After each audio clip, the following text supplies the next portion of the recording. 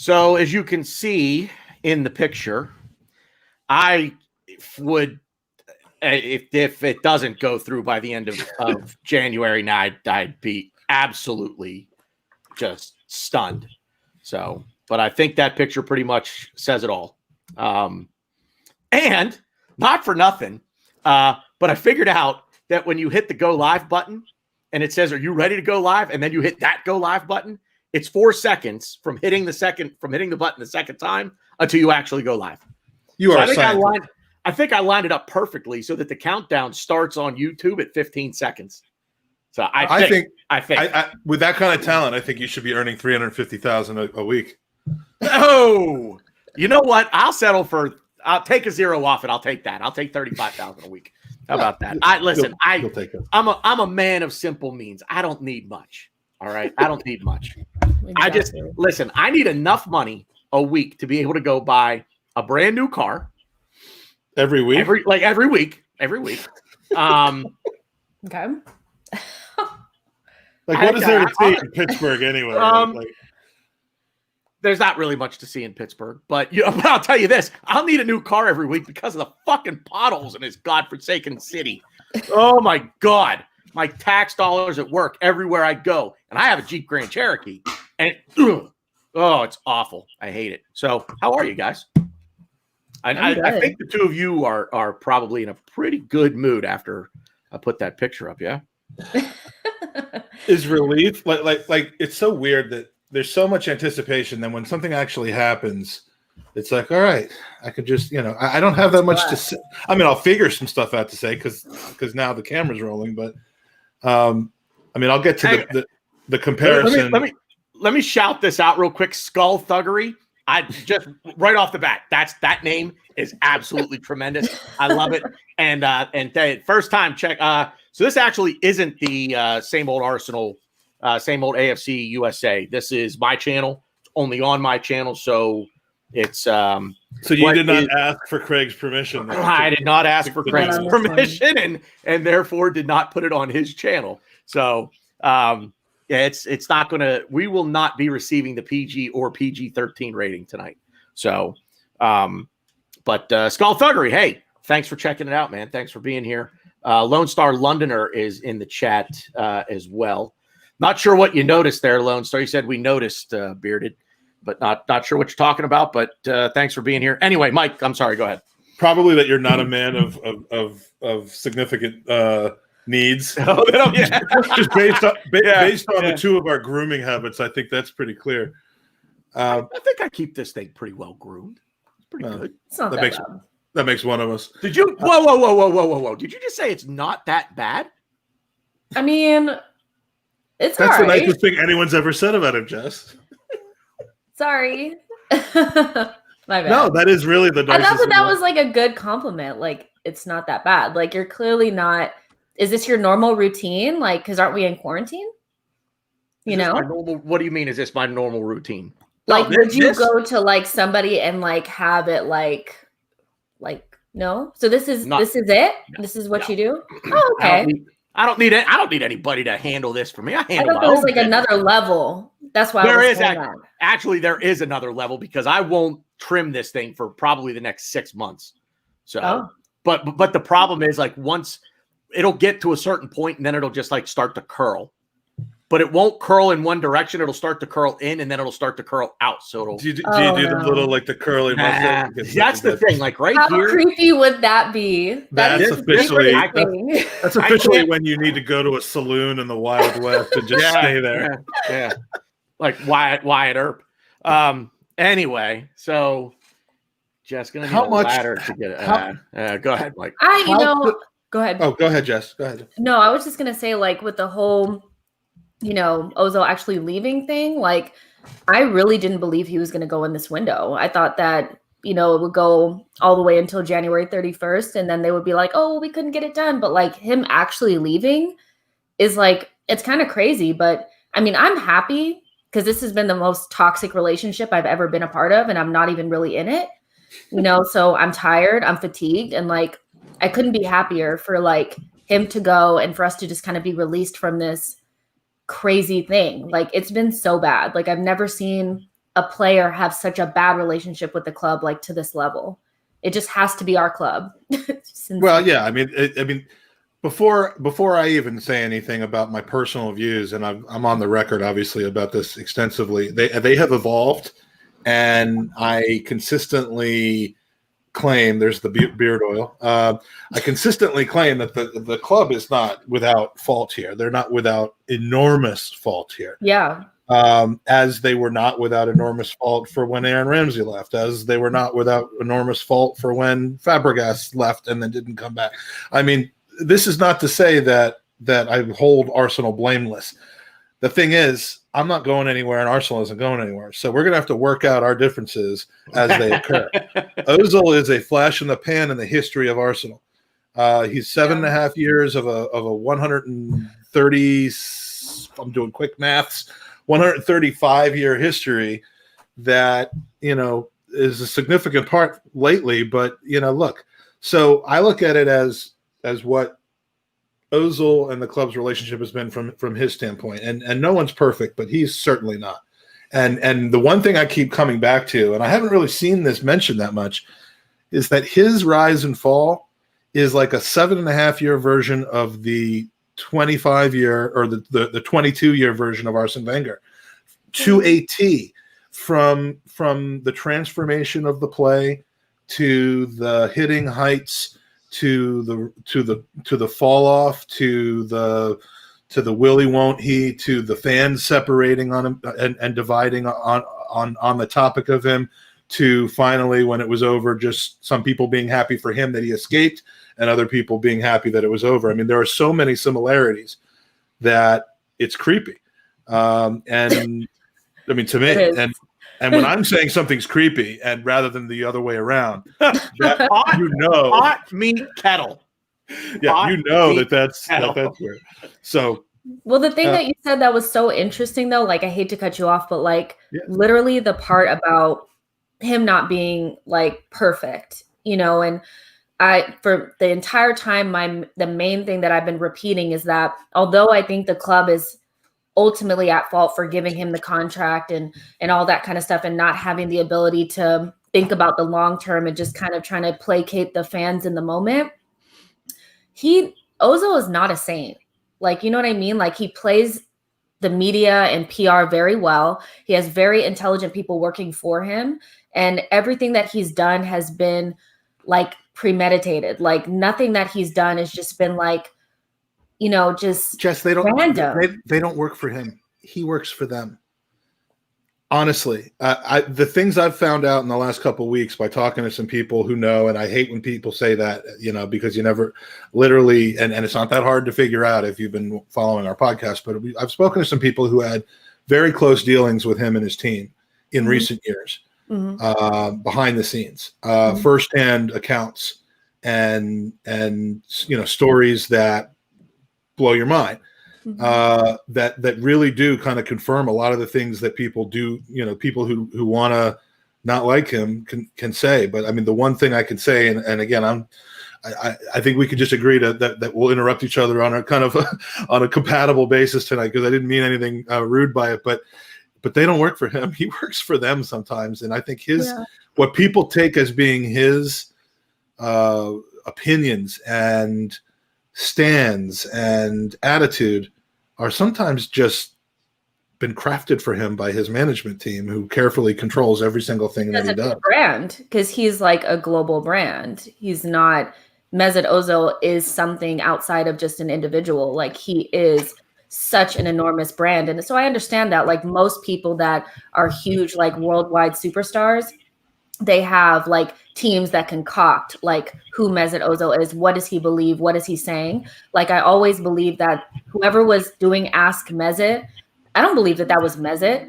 It wasn't. Somebody literally typing that crap for him. Do you know who it was? Do you know who the two guys typing that stuff were?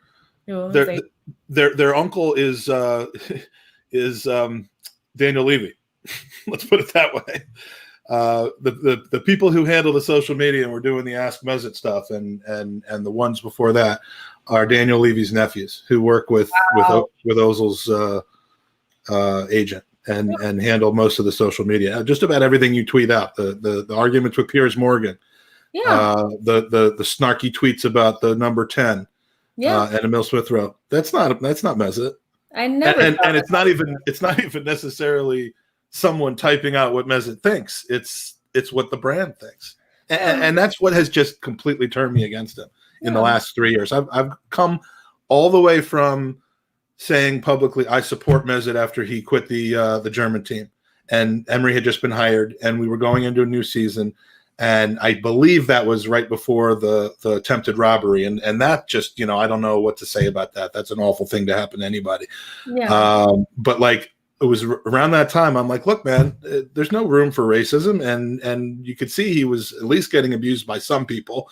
And I was in his corner. But everything since then, it's just been a slippery sliding thing of a guy who just didn't really want to be made accountable to earn what he's been given. And that's hard to ignore. He became a victim after that. Like after the separation with Germany, to me, like, he just died after that. Like, he was never the same player ever again.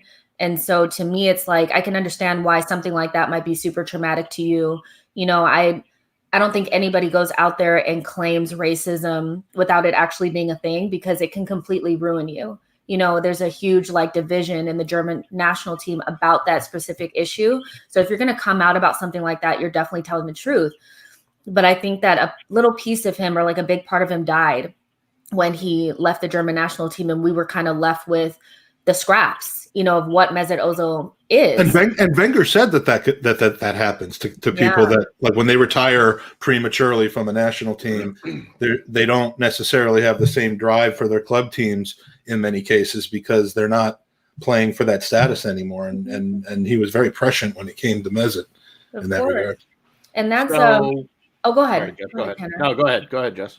I was just going to say that's also, comments, so that's a sidebar kind of conversation as well. It's like why Arsenal is not as competitive as other teams is because we don't have players that are on their national teams or on competitive national teams. Like I've noticed that, like, we just don't have that presence. So once, you're not really competing with something that's like really meaningful to you, like Hector Bellerin is not. We used to be full of that. I mean, our entire starting 11 would be on injury watch every international break, and now it's like, Nketiah and Mainsley who can't even get a Dubai.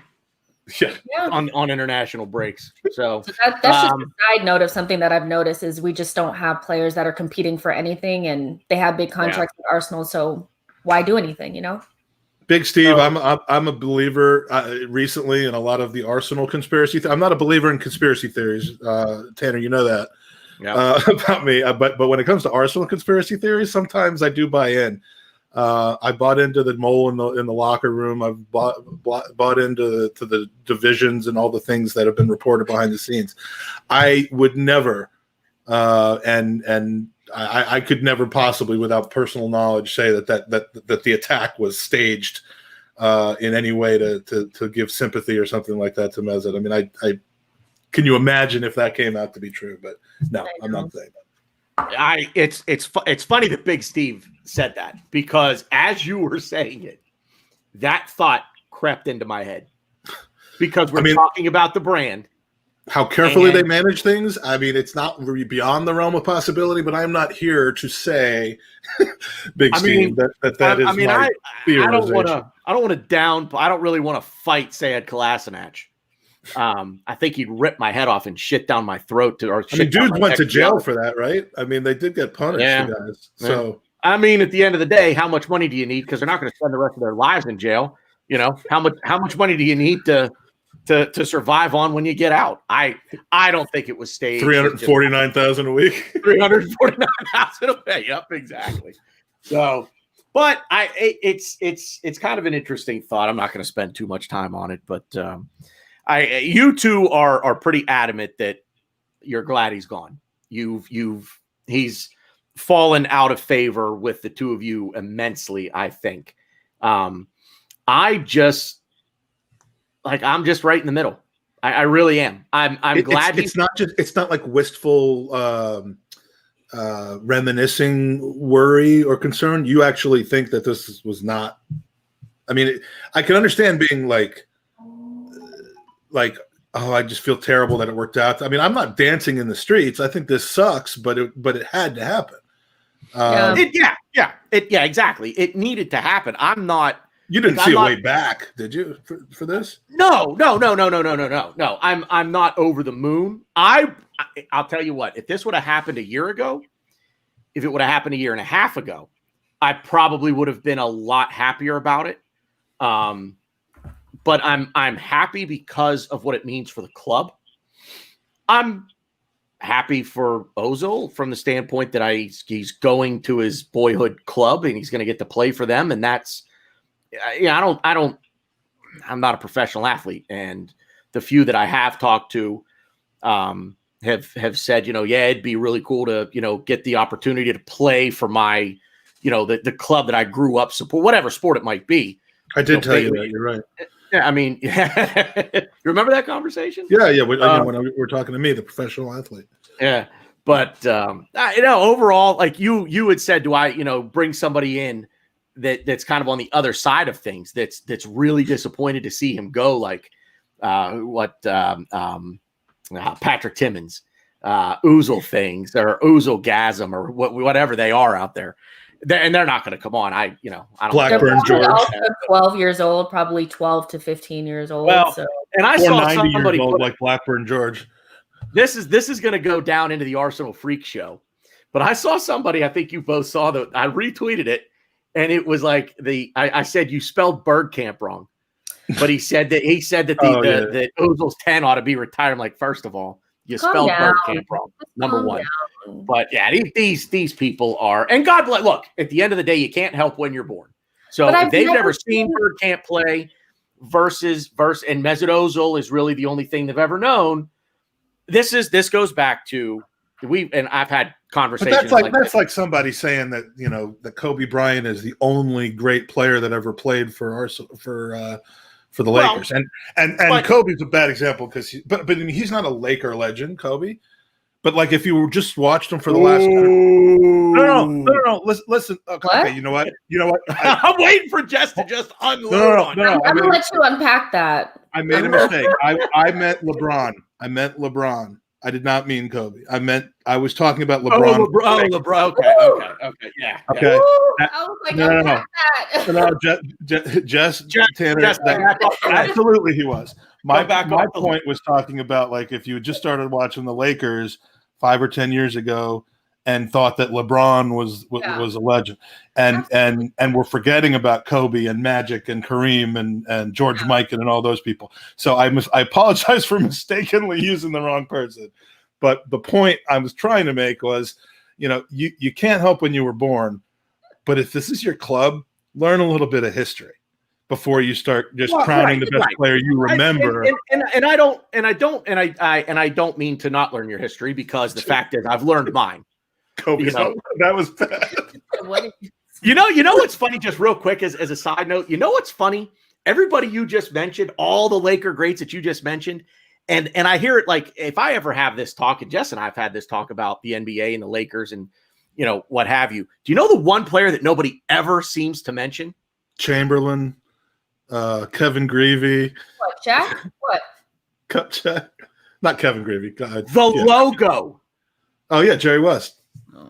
Nobody ever talks about the logo, and the fact that dude is like, that's the logo. Your nickname is the logo.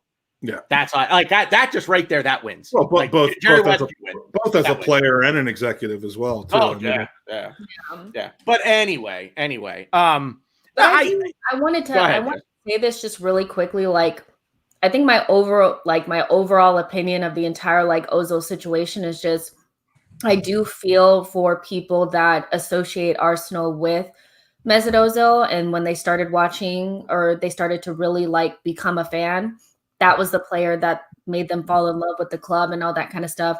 But I ultimately feel, I hate to say this, but I feel sorry for them, because if that's what you think Arsenal is a player that is on huge wages, played about maybe 4 decent seasons, good years, maybe almost broke an assist record, didn't win anything at the club, and has been on vacation for the last 2 years, then I feel bad for you, because that's not what the club is actually about. If you actually learn about the club, like, you'll learn about actual leaders on the pitch that weren't being paid out of that, to just play for Arsenal.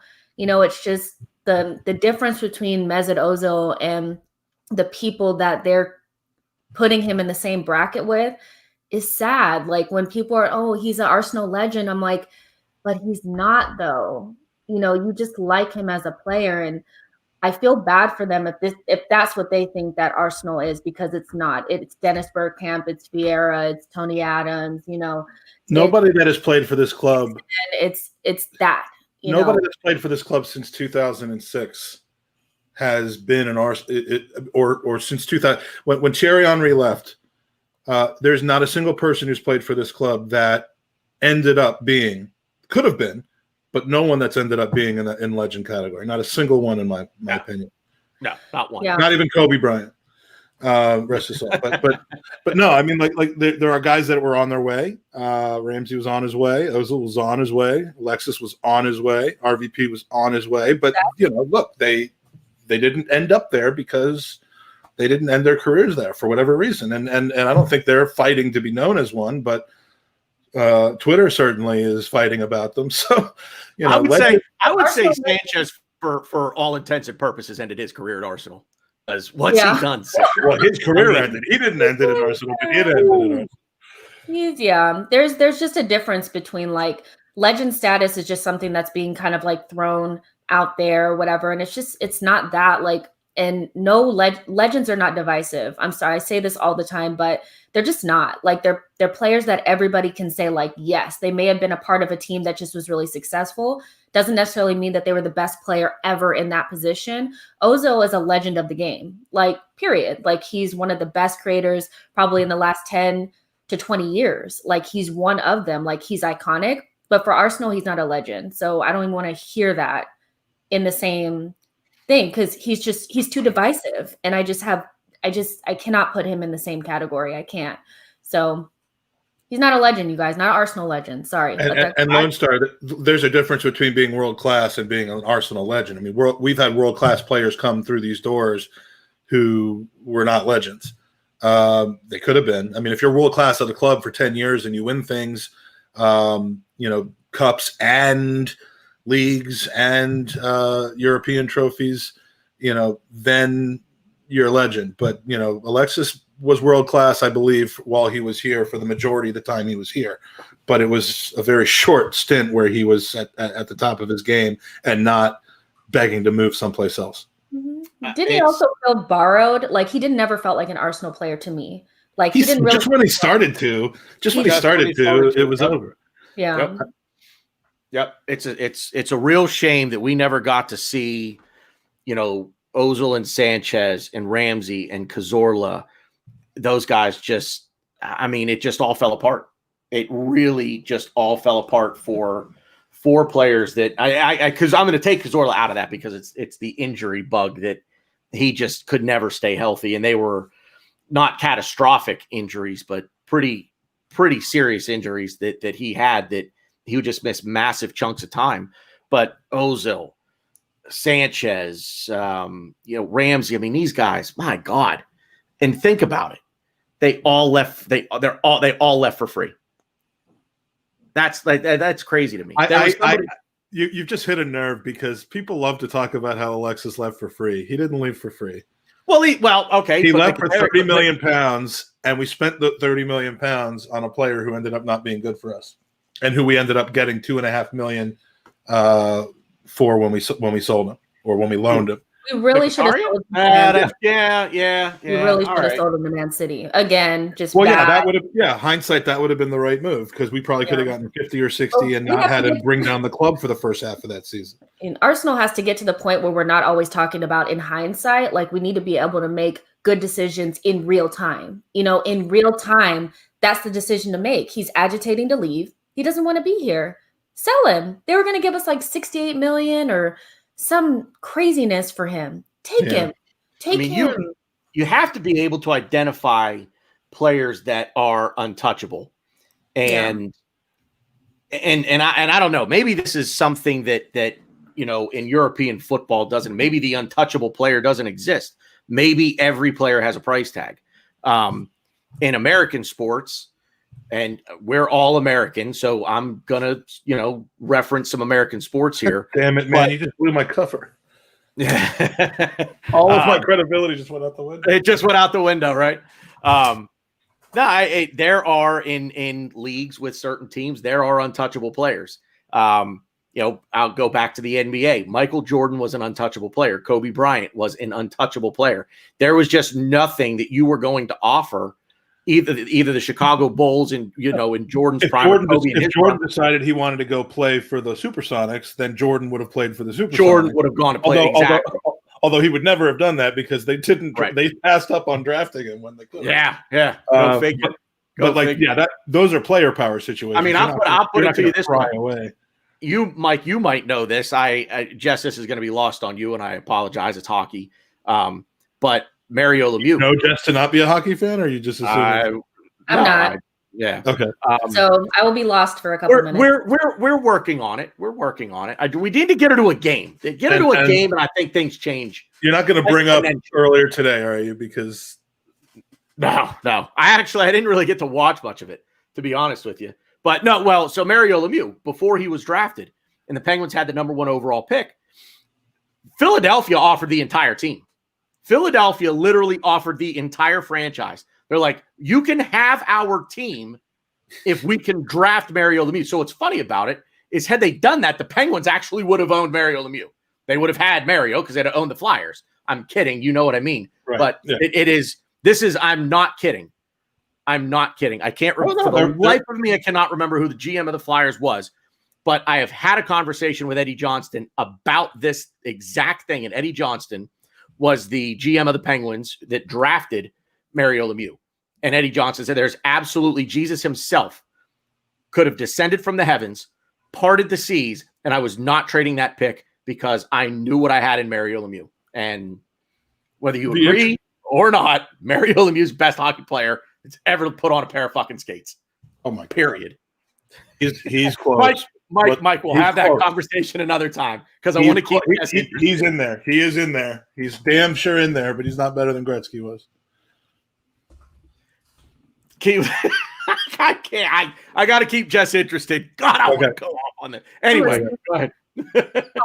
Hockey. Something. My point being, Mario was. I mean, that's as untouchable as it gets. You have offers on the table, literally of trading an entire franchise, really, an entire franchise worth of players for the opportunity to draft a player. That's untouchable. Mm-hmm. This club haven't had an untouchable player since Henry. Not one. And if we would say that player was untouchable, if you want to say Van Persie was untouchable, Cess was untouchable, they clearly were because they left. Well, no one was untouchable at that stage because we had the financial issues that we had. And frankly, I don't know that that's changed tremendously now that the stadium is more paid off. But I think the chat wants to get back to Ozil. Yes. Yeah. And less off of Lemieux. I did want to ask you guys a question, like in terms of, did the club let Ozil down by not investing in the players to challenge? Because if you go back to just like what you guys were saying, the untouchable players like your Henrys and your Robin Van Persies and your Cesc, they all left for the exact same reason. They've all left because the team was not competitive enough. And I see a lot of people referring back to that, they let Ozil down. He's not the first player to play in a team that was way below their level. So does the club have to take some responsibility for that? Because they also promised Aubameyang similar things. And I feel like maybe he thinks that he was let down this summer. Maybe that's a reason why his performances have went down. The promise of other world-class players or players of the same caliber coming in so that we can get better. Is that a reason for Ozil to maybe back away from the team a little bit or not be as interested in the team as much? So it's the funny thing about the question is I've heard, or I should say seen, how everybody that talks about how great Mesut Ozil was.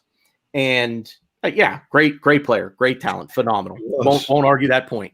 But he could never make everybody else around him better. So there's the flip side to that argument that, well, we never put better players around him. The players that we put around him weren't fucking stiffs. You know, they weren't bums. They weren't world class. I will not by any stretch of the imagination try to convince you they were. They weren't. But you want to be a legend, you kind of need to be that player that you can push the team and you can make the guys around you better when they need to be made better, when they're not in the right frame of mind or in the zone or whatever it might be, that you need somebody like that to kind of pull them along every now and then. Mesut Ozil never did that. Mesut Ozil, and this is where I'm on your guys' side with things, never made the players around him better. He's a luxury player. Somebody tweeted out one word to describe Mesut Ozil's Arsenal career: underachieving. Underachieving. And it's also, is that his fault though? I mean, he's a luxury player, yeah. Like, he's not necessarily like, are we putting something on him? He was getting paid the star player wage, but is he really that? Because if you look at the other teams that he's been a part of, he's been a great part of the ensemble, but he's usually the luxury player. Like, you could have won the game without him. So are we putting unnecessary or unrealistic, he was never that player. He was never the player to take the whole team on his back, This is real quick, Mike. Exactly what Stan just said is kind of what I mean. I don't ever remember Mesut Ozil really just exerting his presence on an entire game. But that's what I'm saying. He was never that type of player. So why are we expecting him? Well, he was never that type of player. He was always the extra cherry on top to make it. You don't need him to make things happen. He just makes it look better. He's the cherry on top. That's it. Absolutely. Absolutely. And the best situation that we could have put around him, I mean, maybe a couple more Alexises, but when when Alexis was there for him, we were never going to go out and buy an 80 million pound striker and midfielder to be next to him or winger. We were trying to mix between, look, hindsight. You can look and say it doesn't work, but I mean, 6 years ago, he had, Serge Gnabry next to him for a brief period of time. More importantly, he had Jack Wilshere, who we thought at the time, if he could stay healthy, would be a superstar, an England legend. We had Thomas Rosicky. Again, injuries get in the way. We had Diaby earlier on in that period of time. We had Ramsey. All of those things ended up not working out. The best frame of Arsenal play we had was when Ozil and Sanchez were firing on all cylinders together. And had we been able to add a piece or two to that, that would have been great. Didn't happen. But, I agree that anyone who's expecting him to be the engine and the guy who dragged everybody up to his level didn't know Mesut Ozil and was expecting the wrong thing out of him. But anyone who blames Arsenal for that and still claims that Ozil was a legend and was that player and we've screwed that up is also mistaken. It didn't work out, but a guy who, he was in the position when we lost Alexis Sanchez to where the club pretty much had to pay him whatever he wanted, because had they not, we would have literally lost our two best players back to back within 6 months for basically the price of, Ozil was on a free that summer too, I believe, had we not re-signed him. Exactly. So we would have lost Sanchez for Mkhitaryan, and we would have lost Ozil for nothing. And so we bet, same thing as with Theo Walcott 5 years earlier. We had players leaving, and we had to make one stay there and put a flag in the ground and say, I'm going to be here for Arsenal. I'm going to take this lead. Others are leaving. I'm going to stay. And the problem is, once he did that, for various reasons, international, personal, professional, he lost any desire to be that flag bearer, and it killed us. And I will never I can't forgive him for that. Yeah, I just want to make one real quick point here to Lone Star Londoner. I just want you to realize something, that's 1 assist every 3 games. To me, that's not good enough. You want to be a legend? That's not good enough. That's not even Hall of Fame numbers. If there were a Hall of Fame in English football, if that's what you're gonna bring, that's not good enough. That's an assist every 3 games. There were stretches where he was on a much better pace than that, but over the long run, oh yeah, sure, it's not an otherworldly kind of. It's not. That's not. If that's how many dribbles passed did he have though? Because that's how I measure. Yeah. How many? What was it? What were his expected goals? You know what, Mike? Let's go secondary. Let's go secondary assists. I just said how many pre-assists did he have? How about tertiary assists? Yeah, that's right. I've been reading the dictionary. I mean, you look at Aubameyang too. Like, I think when you sign a contract like that, and the club is basically saying you're the man, if you don't have a certain type of mentality, which neither of them do, you just kind of fall apart. Like, I just don't think that he's the type of player that Ozil I'm talking about. He's just not. He doesn't have that mentality. He's never been that player. So I'm not really sure why people describe him as that person. Like, people that like him describe him as the, like almost like a Kevin De Bruyne type of person, and why people that don't like him don't understand that he was never that person, so, it just didn't work out, and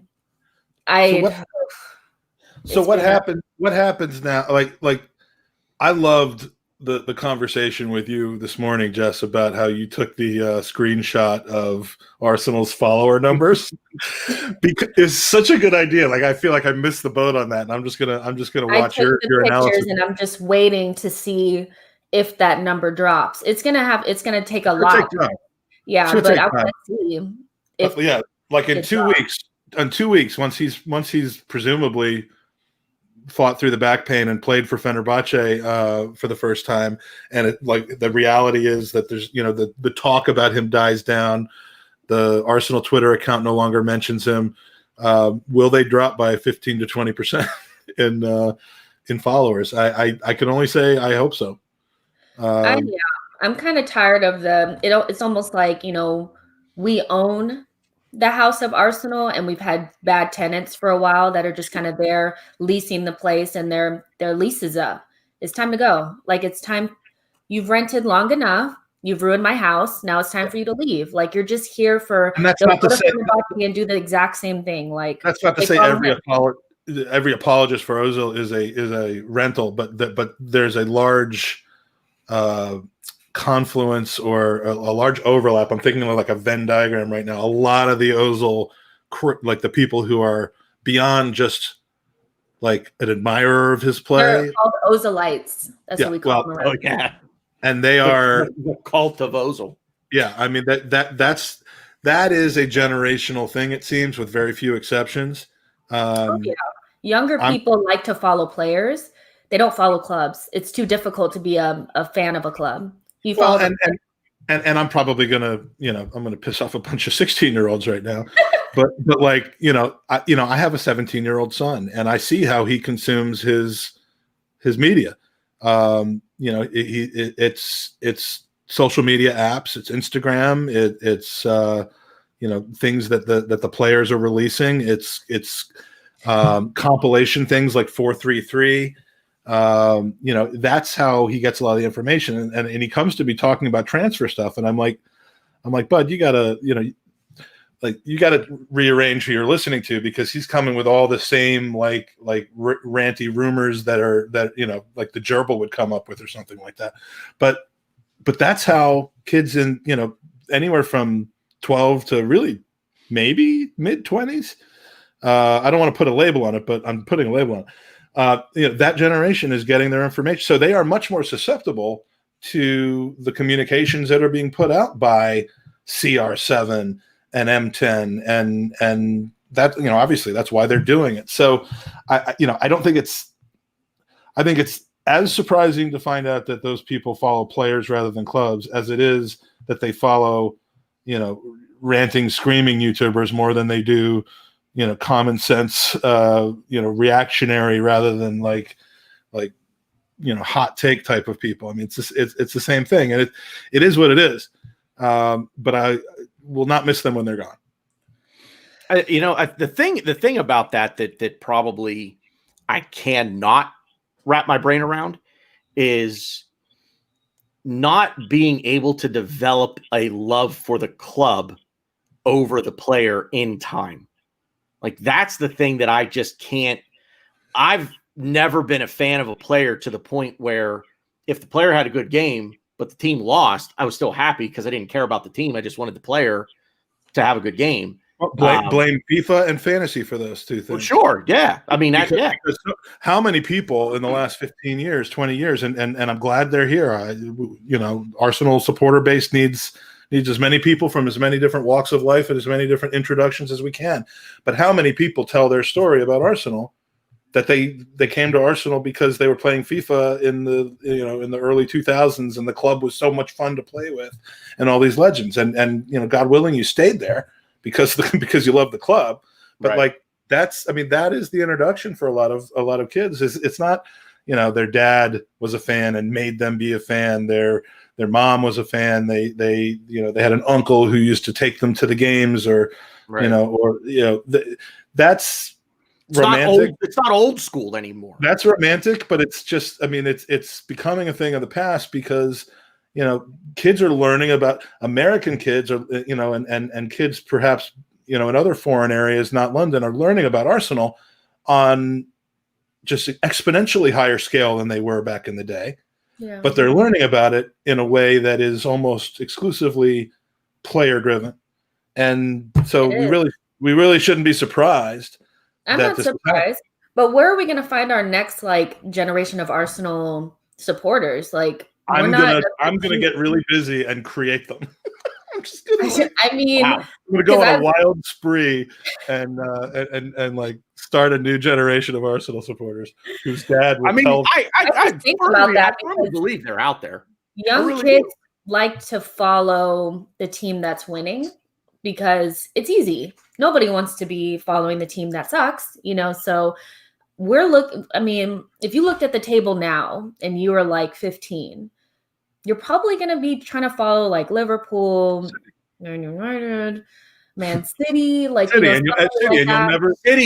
City and Chelsea, and you'll never, someone might tell you and it'll just bounce off your head that they were second division teams 25, 30 years ago. Oh, and you also want to follow the team that's going to buy a lot of players because young kids are interested only in the transfer market. They like that aspect. There's still young Arsenal fans now that are still trying to figure out why we're at January 17th and we haven't bought anybody because we're not going to. Right. What do you mean? We're not going to. So, if I was young and I was I just want to be a part of the club that's going to keep buying players and look successful, I'd probably pick Man City. Stan, hearing about 12% of your poll is about 11% more of your poll than I want to be hearing about. So leave it at that. It's funny that that's a good point that Jess brings up. About you look at the table and you say, well, who if you're looking for a team to support, because the fact is we're in a different country, so you don't grow up with it. So if you're young and you're looking for a team to support, you look at the table. Yeah, you're probably going to gravitate towards somebody at the top.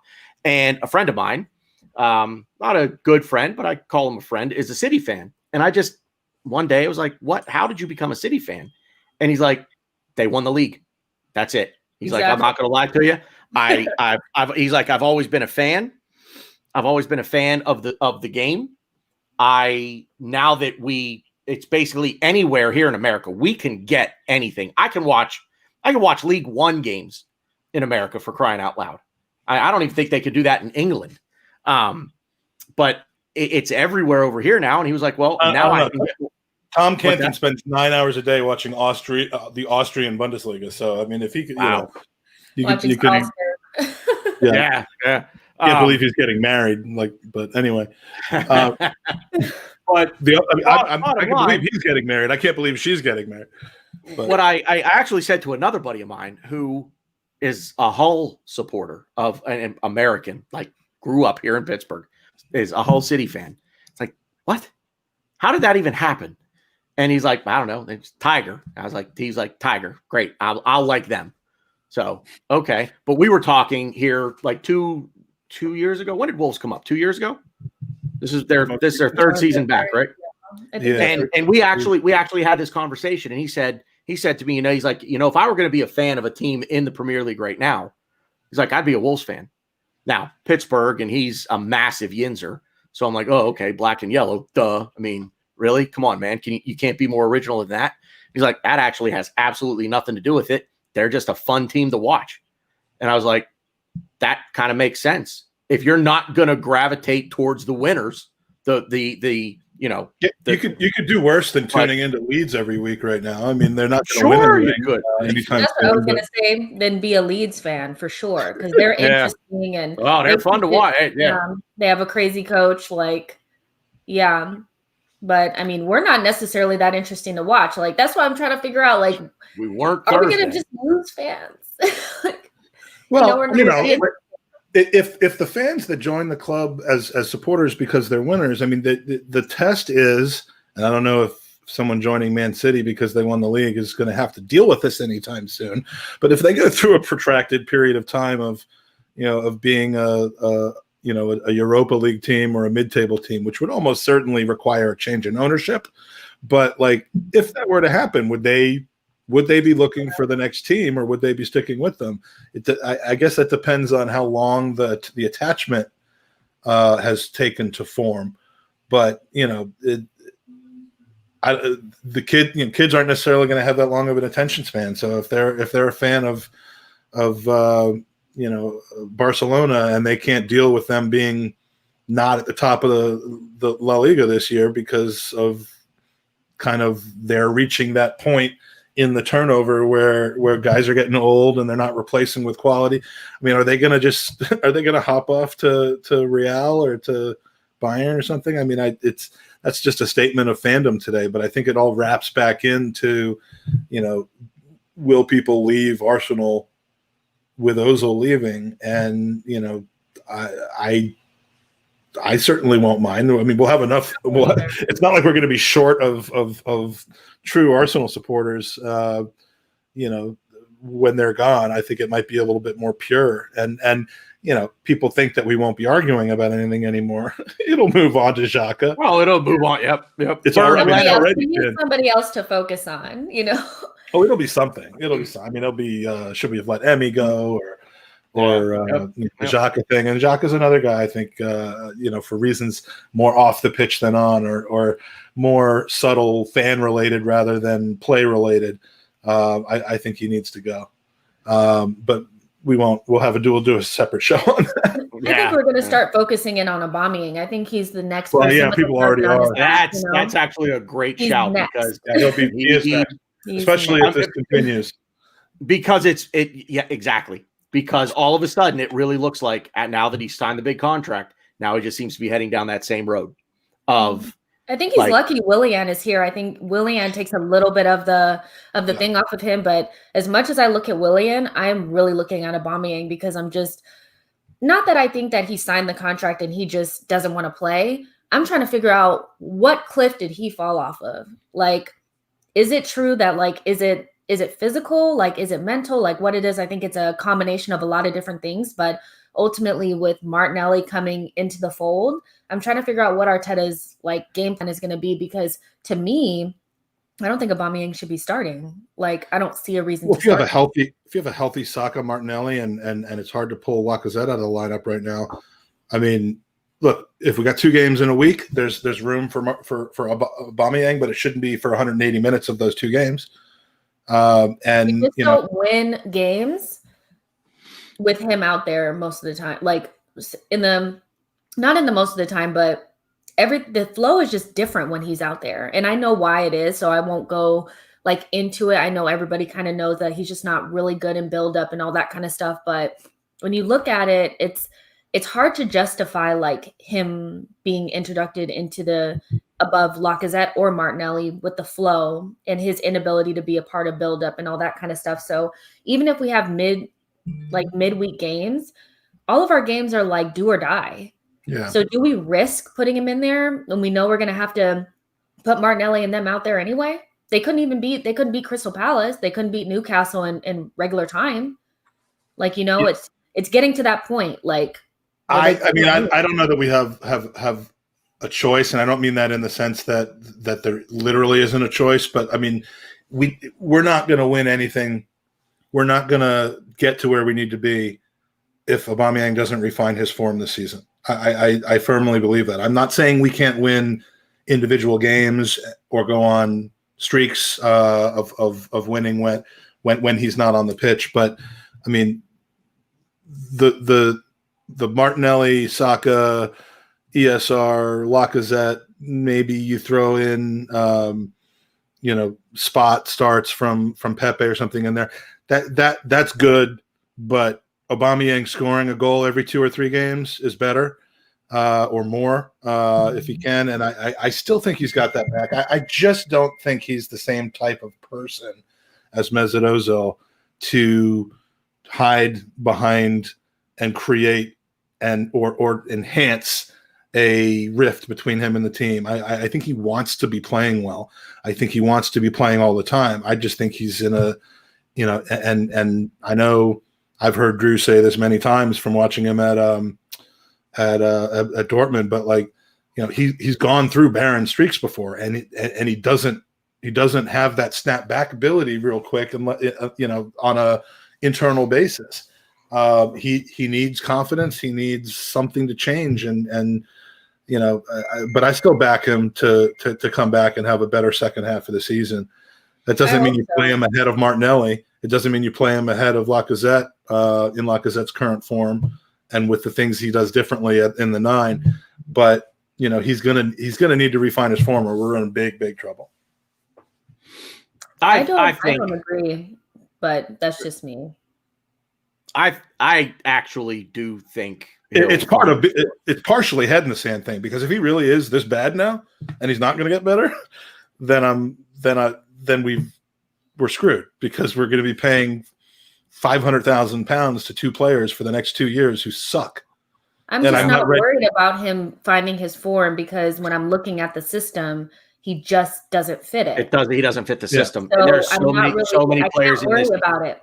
So shoehorning him in means we have to change the system. And the system that I saw that, where we actually played decent football, I would like us to just kind of like lean more into that, even if we're, we could retract back into playing more counterattacking, but ultimately everybody's kind of seen what Aubameyang is about. They do the decoy run on the outside after they've switched it over to Aubameyang on a long switch. He gets the ball, he takes it to a couple of touches, he cuts in on his right-hand side and tries to bend it in the corner. The reason why that's not working is because everybody knows that that's what he does. He's a one-trick pony. So the way that we're playing now gives us more options. We may not score as many goals as what Aubameyang is giving us, but different people get a chance to score. And ultimately, I feel like if we just kind of lean into that instead of trying to like make Aubameyang work, it might help him in the long run too, because he doesn't seem to love the pressure right now. So and he really shouldn't be wearing that armband. I mean, we don't hear from him after games unless we win. We hear from Willock. Yeah, we hear from Joe Willock. Well, the last game, the Palace game, it was Bellerin. Is it too much to ask to hear from Aubameyang after every game that he wears the armband for, win, lose, or draw? Yeah, I know there's a rotation in the media world that it's not automatically like that. They don't want to talk to the same person after every game, but I'd like to hear from him at the minimum after every game as the captain of our team. And then if they want to talk to somebody else as well, like Bellerin or Maitland, I mean, whoever it is after a given game, that's fine. But I think the captain should have an obligation to talk. That's my personal opinion. If you're not going to talk on the pitch, I think the captain. I think part of being captain, one of the responsibilities that comes with it is the media responsibility. I think you need to be front and center, visible, and accountable unfortunately, to the media, because they're really the ones that are going to make you the most accountable. In Aubameyang's case, he's not going to be dropped. Arteta's not going to drop him. So there's no accountability there. So who holds him accountable? I think he did drop him. I didn't. Here we go with the conspiracy theories again. This is my own made up one. I don't think he was hurt. No, the Chelsea game. The calf injury. I mean, seemed to be a lot of calf injuries. Calf injuries are the ones that, I mean, look, they're legit, and in football, calf tightness, yeah, it was just like a tightness, like not a real injury, it was just tight, Well, he missed what, 2 or 3 games? It was like the Chelsea game, the West Brom game, and I mean, I thought Arsenal will almost always give their big money players, and this included Ozil early on, they will give them a cover when they might be embarrassed about something, whether they just don't feel like playing in Ozil's standpoint, whether they don't want their most expensive player and captain to be benched from a public standpoint, they'll go calf injury. Look, we do have a lot of legitimate injuries, so it very well could have been a calf injury, and you'll never hear anyone inside Arsenal say otherwise. Right. But then we don't have to talk about he was dropped. It's the only way that they could save face by dropping him. Was he needed to be dropped.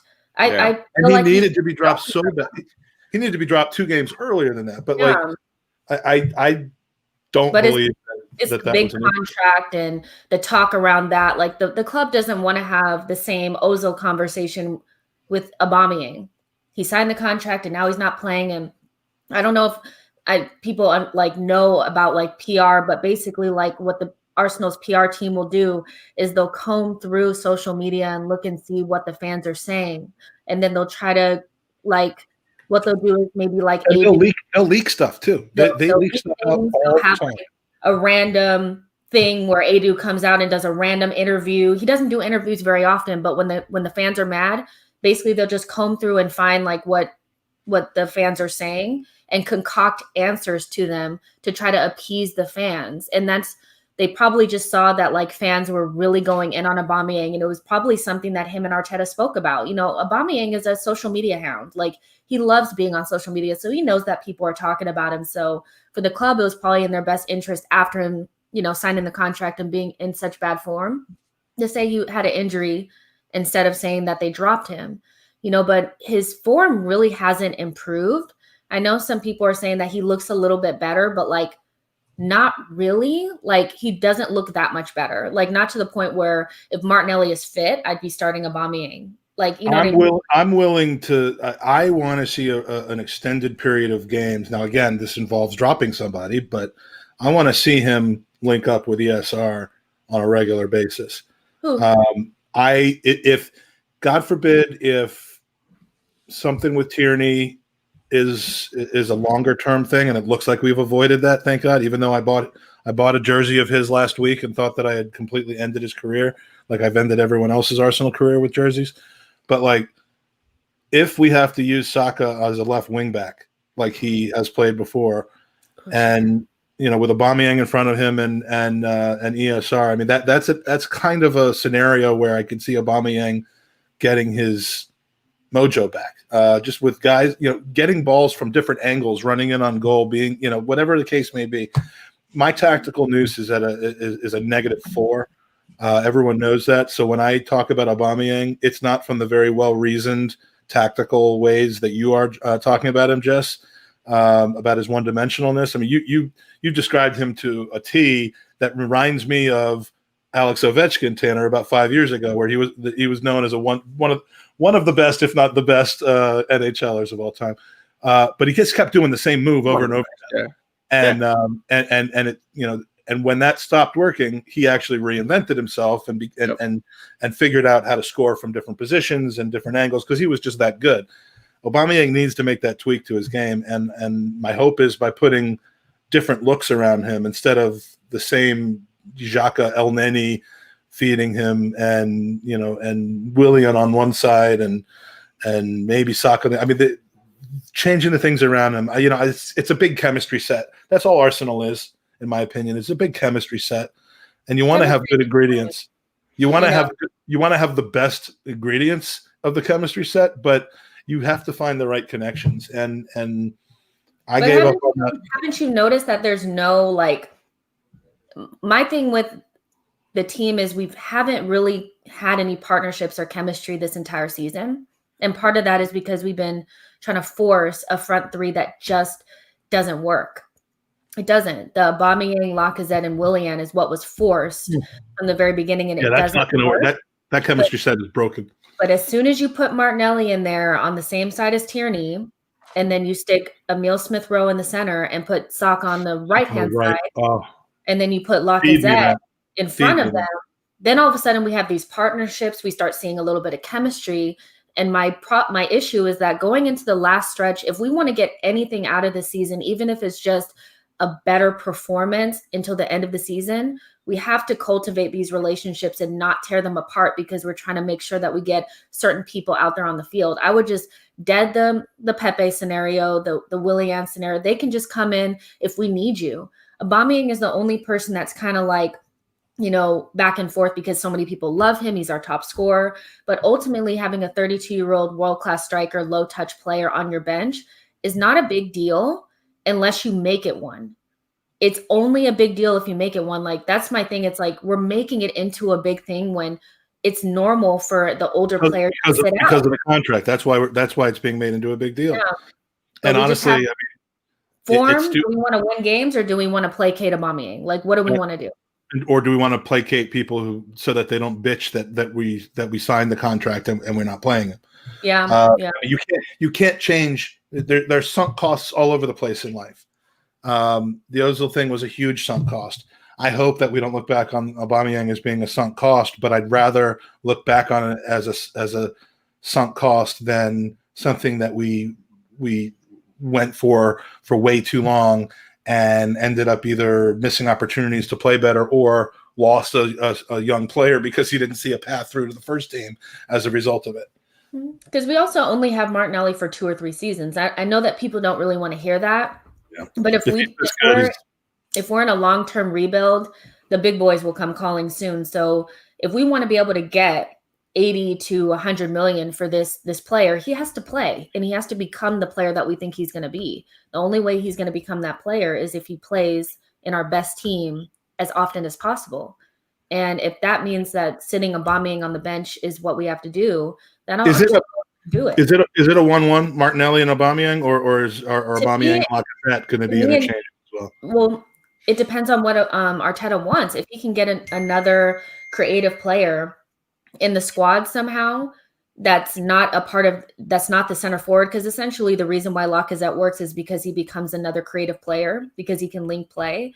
If you can put another creative player out there, maybe in the midfield and play, instead of playing Xhaka, have another attacking 8 or something like that, then the center forward can just be a low touch player. And then it can be Aubameyang. But the reason why Lacazette has to be in there is because we don't have a lot of creativity. It's just Emile Smith-Rowe. Saka's a link player. He's not a creative player. You know what I mean? So it's kind of like if we could add another creative player in there, I don't see why we couldn't play Aubameyang at center forward and just let him be almost like our Vardy. Because Vardy is a low-touch player. He doesn't dribble. He doesn't link play. He doesn't do anything. But the difference between us and Leicester, he works his ass off the ball, though. He does, but Leicester also have Maddison and Tielemans. We have Emile Smith-Rowe only. So if you can add another player like that, there's no doubt we could use that. It's fine. I don't think Aubameyang is dead. I just think off of the left in the system that we're playing now, he's kind of useless out there. I'd rather just see him being the tap-in merchant that he is, which he's really, really good at, is being at the right place in the right time. Frankly, if that's all we need Aubameyang for, we have a player who's already good at that. Eddie Nketiah. Yeah. Gosh, no. at that, he is good. At anything else, he is not. He is in the right place at the right time and knows how to tap it in. And look, there's something to be said. There is something to be said for that too. I'm not saying he does anything else. I mean, he's not the hold-up player that Lacazette or even Balogun are. He's not the player off the ball. And I think Nketiah should be sold and Balogun should be kept, but that's a separate conversation. But I'm saying, like, if we want a low-touch striker who just needs to be there to finish crosses, and to be to have his nose for goal, then sell Aubameyang and keep Nketiah and give him a try there. But look, I'm not. That's going to be taken out of context as being Nketiah should play instead of Aubameyang, and that's not what I'm saying. I know exactly what you're trying to say, and that's exactly true. Like, but the way that we're using our center forward at the moment, Nketiah and Aubameyang don't fit, and Lacazette is a better fit for that. And he won't be long term because I know that the team is going to change over time and all that kind of stuff. But at the moment, that's what we're doing. Aubameyang will be really good if we can get an additional creative player in there and he can just stand up top and be who he is, but at the moment, I don't see any reason why we should be playing him over Martinelli if Martinelli is fit. It should be based on merit, right? Right, Tanner? Yeah, absolutely. I mean, trying to get the host back into the podcast. I know it's great. Listen, man, this is what I'm good at. I'm just the stupid bearded American who doesn't know anything about soccer. What does that make me then?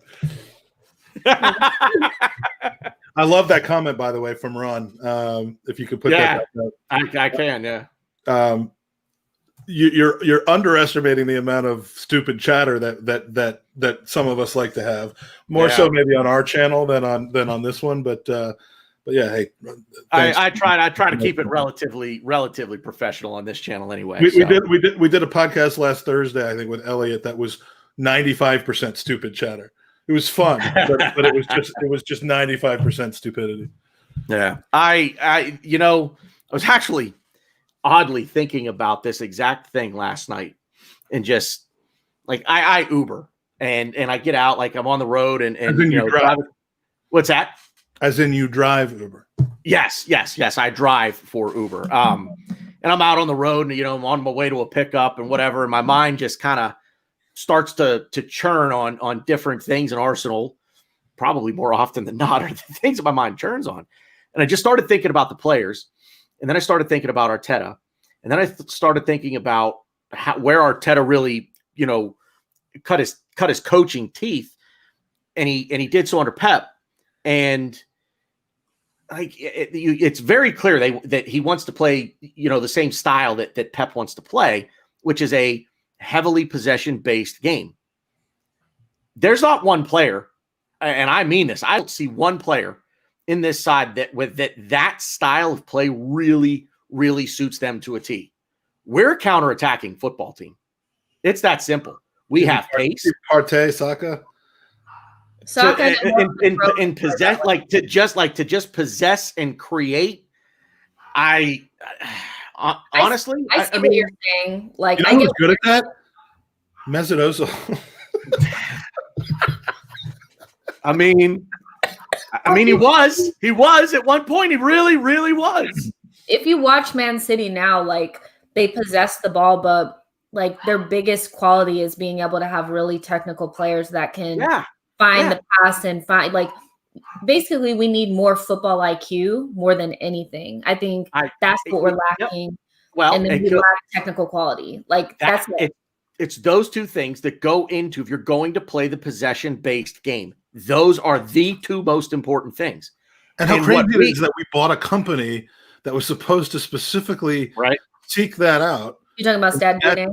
In Stats DNA, and then ended up buying Pepe over Zaha, which I'm not going to act like I didn't think that was the right move. I did, but apparently without doing any kind of research on his mentality, his football IQ, just basically, literally almost bought him off of YouTube and because of Raul's shady dealings. I think it's right. I think it's not Raul.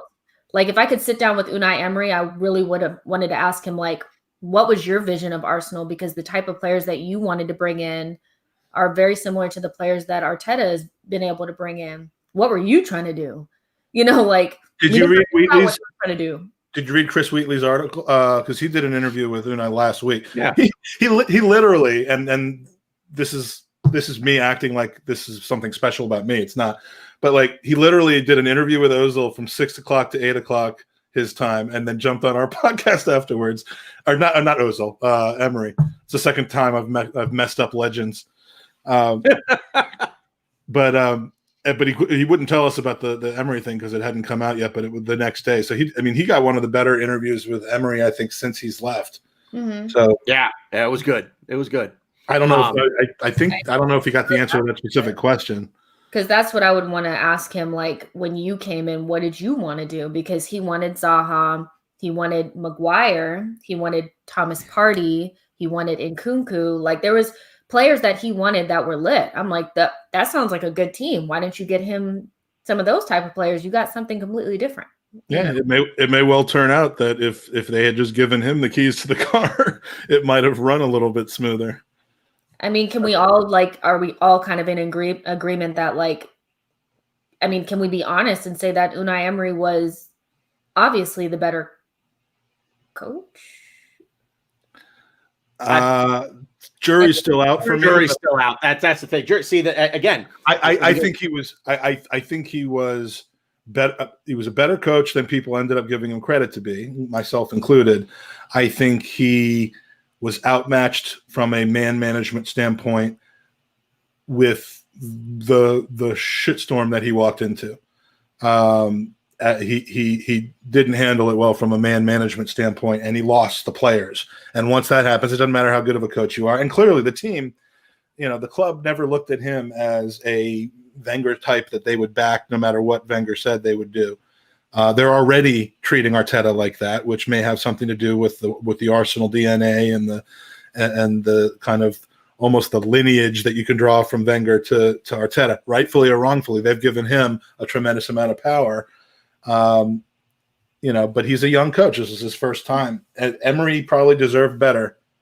I think with Emery, they were trying to go so opposite in the other direction of Arsene Wenger that they screwed it up. It was like, we want somebody who and that's what I don't think he was ever going to be the long term. They just wanted to bring in somebody to kind of be the in-between for the main guy later, which ended up being Arteta. But they went so far as of now. They went so far in the other direction. It was like, we don't want to use anything that Arsene was doing. We want to do something completely different because we didn't like him, and Unai ended up being kind of like, I just think that we need to give him, like you said, a little bit more credit. Like, he got us to a European final. We were 1 point off of fourth place, and Arteta will maybe be the better coach in the long run. But Unai wasn't as big of a car crash as people thought he was. It was the players. We're saying it was the players then. It was the club overall. Yeah. And I think you both have heard me say this before, and I'll say it again. You never want to follow the legend. You want to follow the guy that follows the legend. Yeah. You know what? And Unai Emery. How often do you have? I mean, there's a couple of franchises in world sports, and I say that on purpose, knowing that Arsenal and the Premier League teams are not franchises. But there are a couple of sports organizations and/or franchises that have had two coaches, and Pittsburgh Steelers, for example, had 2 or 3 coaches for 60 years combined, and every one of them for 15 years or more. But more often than not, you get the Alex Ferguson situation, you get the Arsene Wenger situation. It's just hard to do that. And Emery was always, I guess, going to be looked at as a stopgap. You could tell that from the kind of contract they gave him. Mm. And it started off so promising. I just think that he had a poisonous dressing room.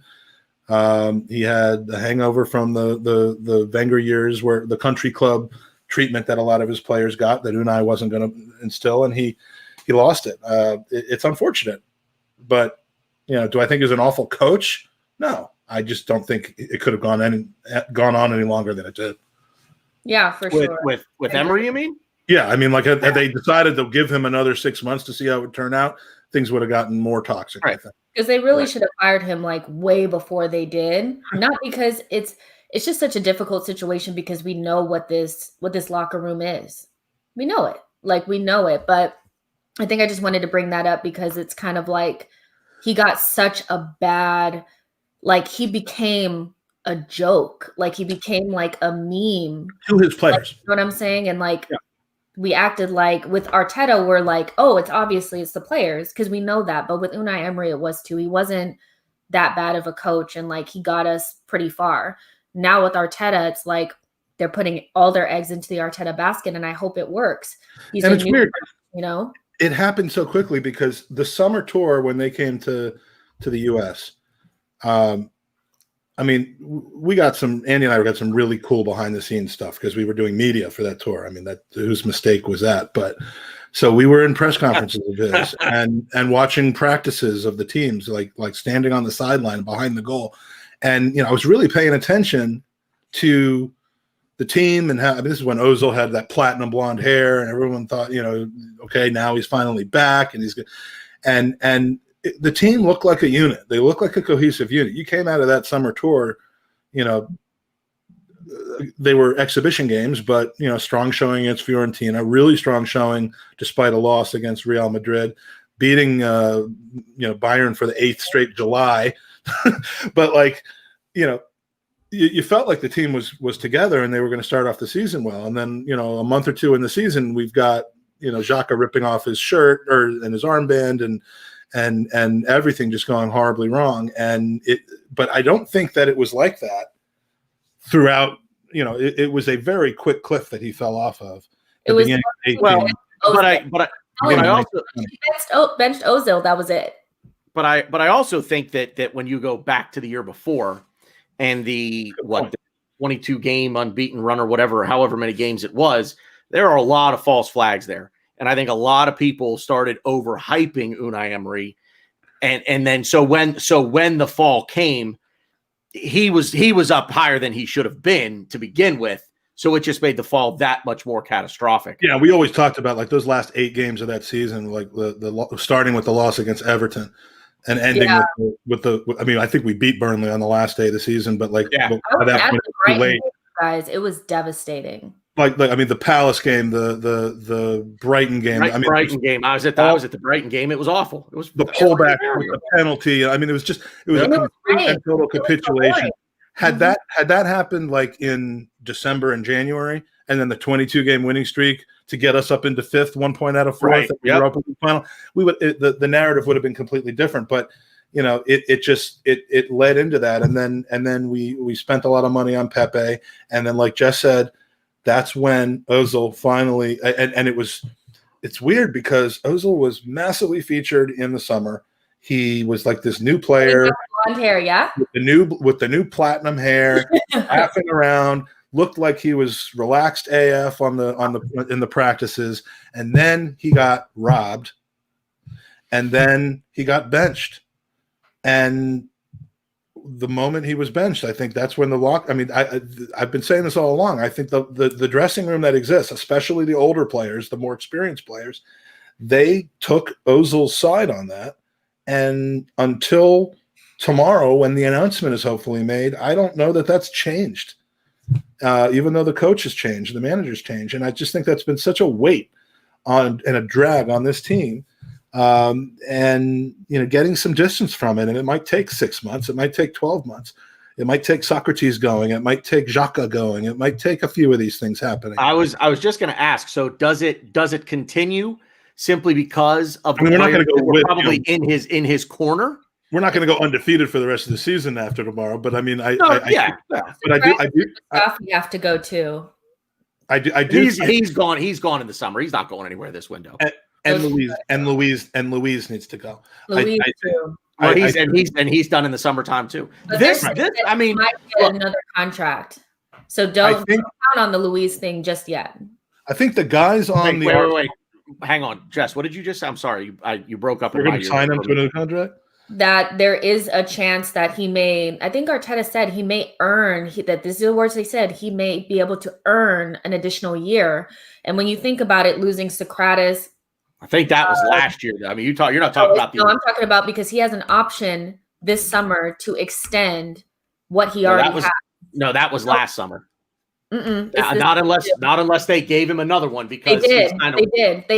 They masked it as just a year because they know how the fans feel about it. So they're not going to say, well, we're going to give him a year with an option for an extension, but Arteta said he could earn an additional year, and then he played in this last game right after that.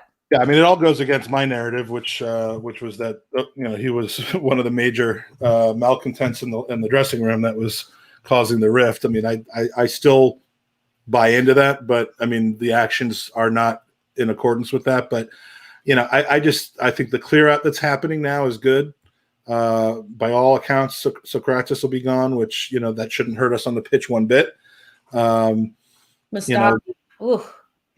if he's not re-signing with us, if he's turning down contracts from Arsenal, then good. I mean, he can be good on his day, but I just think that entire guard, that old guard of the team, with very few exceptions, when they're gone, and assuming they're replaced by players who want to play for the badge and want to learn from guys like Gabriel Martinelli and Saka, and those guys become the leaders on the team in the dressing room, and Tierney, then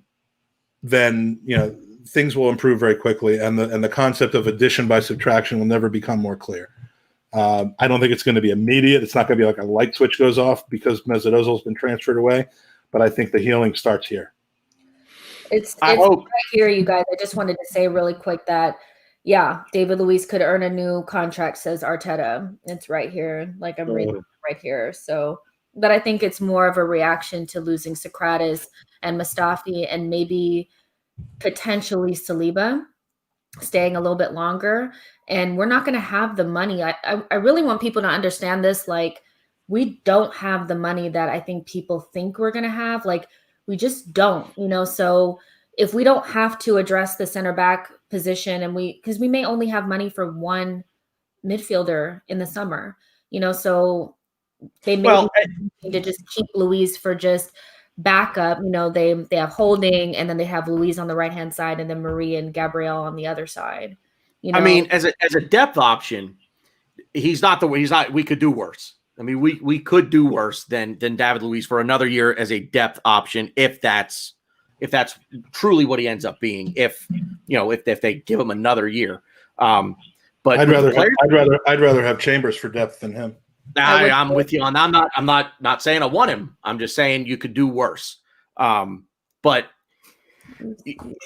you with all of the players that are leaving in the summer, there have to be incoming players, because the roster is going to be damn near bare if we don't sign anybody. Way overclogged right now. I mean, there'll be new players, but I mean, that's for the summer though. That's not going to happen in January.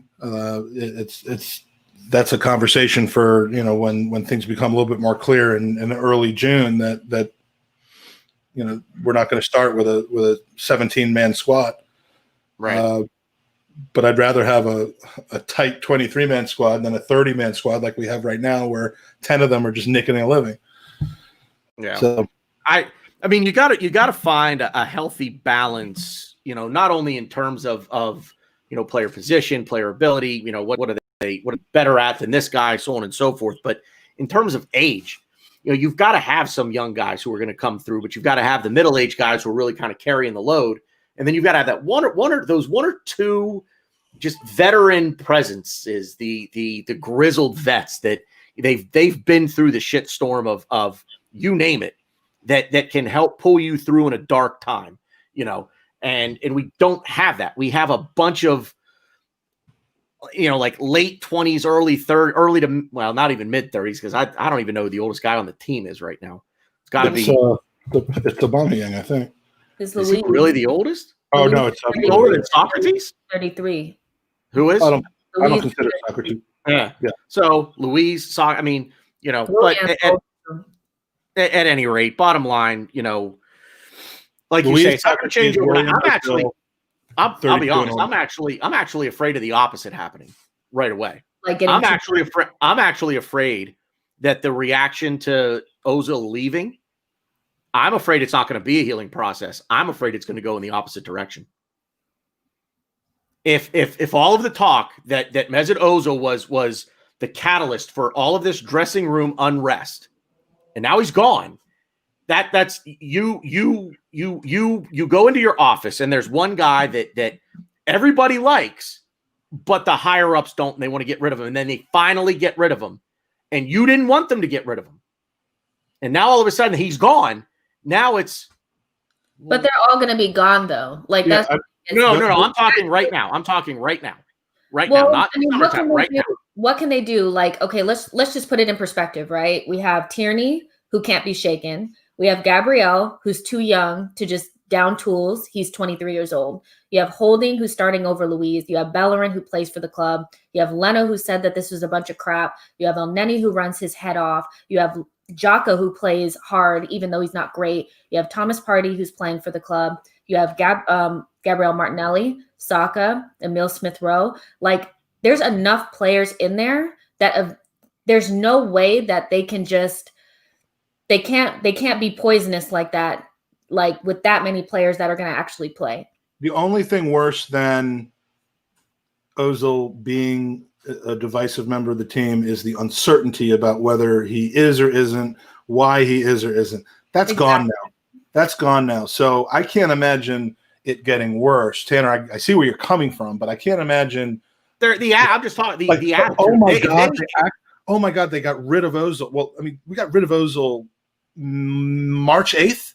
But he was there. He was there. And right. what I think my point is, there stewing up controversy behind the scenes, pulling levers and playing, walking around the training pitch telling people that they were dumb for taking the pay cut, playing games behind the scenes, doing passive aggressive public relations through his team.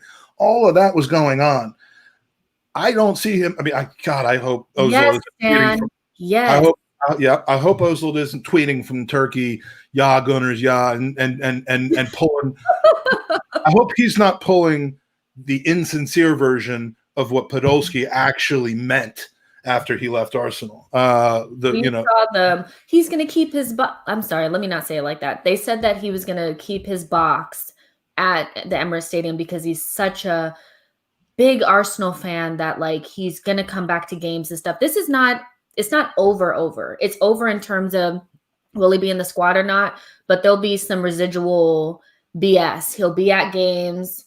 He's going to tweet about us. He's going to put out some tell-all book or some tell-all letter or some crap like that when the statute of limitation or whatever runs out and he can speak about things. This isn't over, but in terms of Arsenal and what we're trying to do on the pitch, it is over. So that's the best thing. I don't really think that the players that are here now, the senior players, have enough leverage anymore because ultimately they were pulling that crap because they didn't think that we had any other option. And now that they see we do have another option and there are players on the team that will play for Arteta, they have to get in or not. Even Lacazette, he's playing. But Arteta won't play those players. Which ones? The players that'll play for him. He's playing. I think he's starting to hopefully learn through being given few choices. I don't know why it took so long. I think he's starting to learn his lesson on that. And frankly, with the contract situations of the ones who down tools on him, with the exception of Willian, who if we could give him away for a pack of gum right now, I would do. And you couldn't. You'd probably have to include the pack of gum. Yeah. I would put him out on the curb and have to go with come around and get him. Yeah, and we have like a 28 person squad right now. Back to your question about like having too bare of a squad, and 28 people minus Luiz, minus Socrates, minus Ozil, minus Mustafi. That's 24. And you know who the 24 are. But yeah, I don't think that we're that bare by losing those guys. Now, what that does is it means guys like all of a sudden Callum Chambers is your number 4 center back. And what do you do about that? I think everyone would agree we need someone who is more reliable. Although I don't think he's ever done a thing wrong. You could do worse than him. But I don't think that's why I've just championed in January. Get 6 guys out and bring no one in. Like, would I love to bring in a talented playmaking midfielder? Sure, but like I know that the bigger deal is to get rid of 6 people's wages and get rid of 6 people's whininess and game playing behind the scenes, and then we move on with a leaner team that wants to play for the badge. And I'm seeing signs of that happening now that Ozil's gone, Socrates is apparently leaving. I'd love to get rid of 1 or 2 more of those guys, but so if a few guys that you would really like to see kind of step up to the plate here, if Ozil's voice was that dominant on the training pitch and he had all this sway over the older players and so on and so forth, and you've got Aubameyang as your captain, and if they're buddies and whatever, then you need some of the younger guys to start stepping up to the plate and making their voices heard. Rob Holding seems to be a guy that's starting to do that. Bernd Leno seems to be a guy. I mean, Kieran Tierney, the one thing with Tierney is this, and I can understand it if this is his Jesus, say that fast. If this is his mentality. If this is his mentality, which is he just got here a year ago. Is he really ready to light that fire having been here for a year, against players that have cut their teeth here? You know what I mean? Like Hector Bellerin and Granite kind of saying, whoa, hey, back off a little bit, pal. It's just practice. We talking practice. We talking about practice, not a game. Practice. Not a game. No, look, look. Do I expect Tierney to do that? No, but do I think people would listen to him? Do I think he would be well within his rights to do that? Yeah, I mean, longevity. You've seen teams give the armband to somebody who just arrived. For fuck's sake, Schalke just gave the armband to Kolasinac. But I swear that was part of his contract so he can get captain's bonuses. But probably. I mean, no, and he didn't do so shabby in his first game back, to be honest with you. But that's his level. But those things happen. Leaders are leaders. Was Tierney the captain of Celtic? He's been the captain of Scotland, and he has captained Celtic sometimes. He has. I don't think he was. I don't think he was is the captain, but he would do it every once in a while. Yeah, he did the armband every once in a while, but I don't think he was first choice. If you've got that gene, even if you're 23 or how old is he? He's 23. 23. Yeah, it's 23. Yeah. And he'll be 23 until he's 24. But he will be. He will be. It's a proven fact. It's just in. I mean, to me, he could be that guy. But I mean, I think there's a pack, though. I think the younger guy. I mean, I would like to think that in private conversations, in WhatsApp chats, you got Tierney talking to Saka and Martinelli and Holding and ESR and Bernd Leno. And Gabriel, who's probably also in the WhatsApp chat. In the other group too, but he's like, well, I'm with y'all too, though. Right. Gabriel and both Gabbies, both Martinelli and Gabriel Mugulares, or whatever it is. Mega legs. They're in both WhatsApp groups, but so they could they could kind of maybe be a little bit of intelligence for the younger guys. But I honestly think that this team mentality could be taken over. And all of a sudden, guys like Luiz and I don't know that Mustafi's a bad dressing room influence at all. I just don't think he needs to be on the team anymore. But I actually don't think he's a bad. I don't think so. I don't know that he is. But Willian, I mean, the older guys. But just think about the way they played against Chelsea. I think that was a message. I really do. They could have came out and just flubbed it. But the way that they played against Chelsea was nothing like I've never seen Aubameyang and Willian or any of our more senior players play one of the top teams like that in the league. See what I'm saying? That was a message. We're not going to down tools on the manager. We're sick of watching you guys walk around the pitch and do nothing. We're going to dig ourselves out of this, almost relegation battle. So I think that there is a small group that's probably growing within the team that's saying this is crap and we're not doing this. There's about 8 players that you can count that if you added some additional people to that group, they're fine. The others will be in the minority, and Aubameyang and them will have to fall in line. I think Aubameyang is a wall, kind of like a fence rider. I don't think he's ever fully on one side or fully on another. But if the young players take over, he'll have no choice but to pull a Lacazette and start playing with them. That's what I'm saying. Yeah, that's what I'm saying. I mean, when the majority becomes the guys who play for the badge, and I think we're darn close to that being the case. And when Arteta enables them and stops enabling the other folks through playing time and public relations comments to the ones he just made about Luiz 4 days ago. That you're absolutely right about. Then I think the the dressing room can become united, and they can start, bringing in players, and then you're going to get those guys texting their friends at other clubs saying, let's be part of this resurgence, instead of, hey, let's both go over to Arsenal, join me here while we suck them dry for money and shit on the coach and down tools in the middle of games and take our pay, which is exactly what Luis texted to Willian last year. I have a copy of it. Get over here. The money's good. You won't. Nothing's going to be expected. We'll play anyway, and we don't really them to death after that. We're just going to 1-year extension them to death. Yeah, no big deal. Oh, but I did want to ask you guys, like, did you see the picture that was going around about Lacazette and Aubameyang joking about who was going to get the number 10 jersey? I did see that. Why are you focused on the number 10? You're not even respecting the number 14 or the number 9 that you got. Like, what are you talking about? Like, seriously? But I think that's funny because I'm trying to figure out, like, why do we figure like we need to give the number 10 jersey away to somebody else? I would rather it's just kind of like keep it safe, clean it up, keep it safe, put it somewhere, where nobody can find it. And then we give it to somebody who really deserves it. Make it a reward for a breakout season. No, and I'm not talking about this season. I'm talking about next season. Exactly. like all right, who's going to earn the number 10 jersey? Summer of 2022, we will give it to somebody. Or if you've earned it, maybe we won't. And if no one earns it next year, we give it to William Gallas. Because you can't, you can't go that long without a number 10. And so we'll bring back 40-year-old William Gallas and give him the 10 shirt.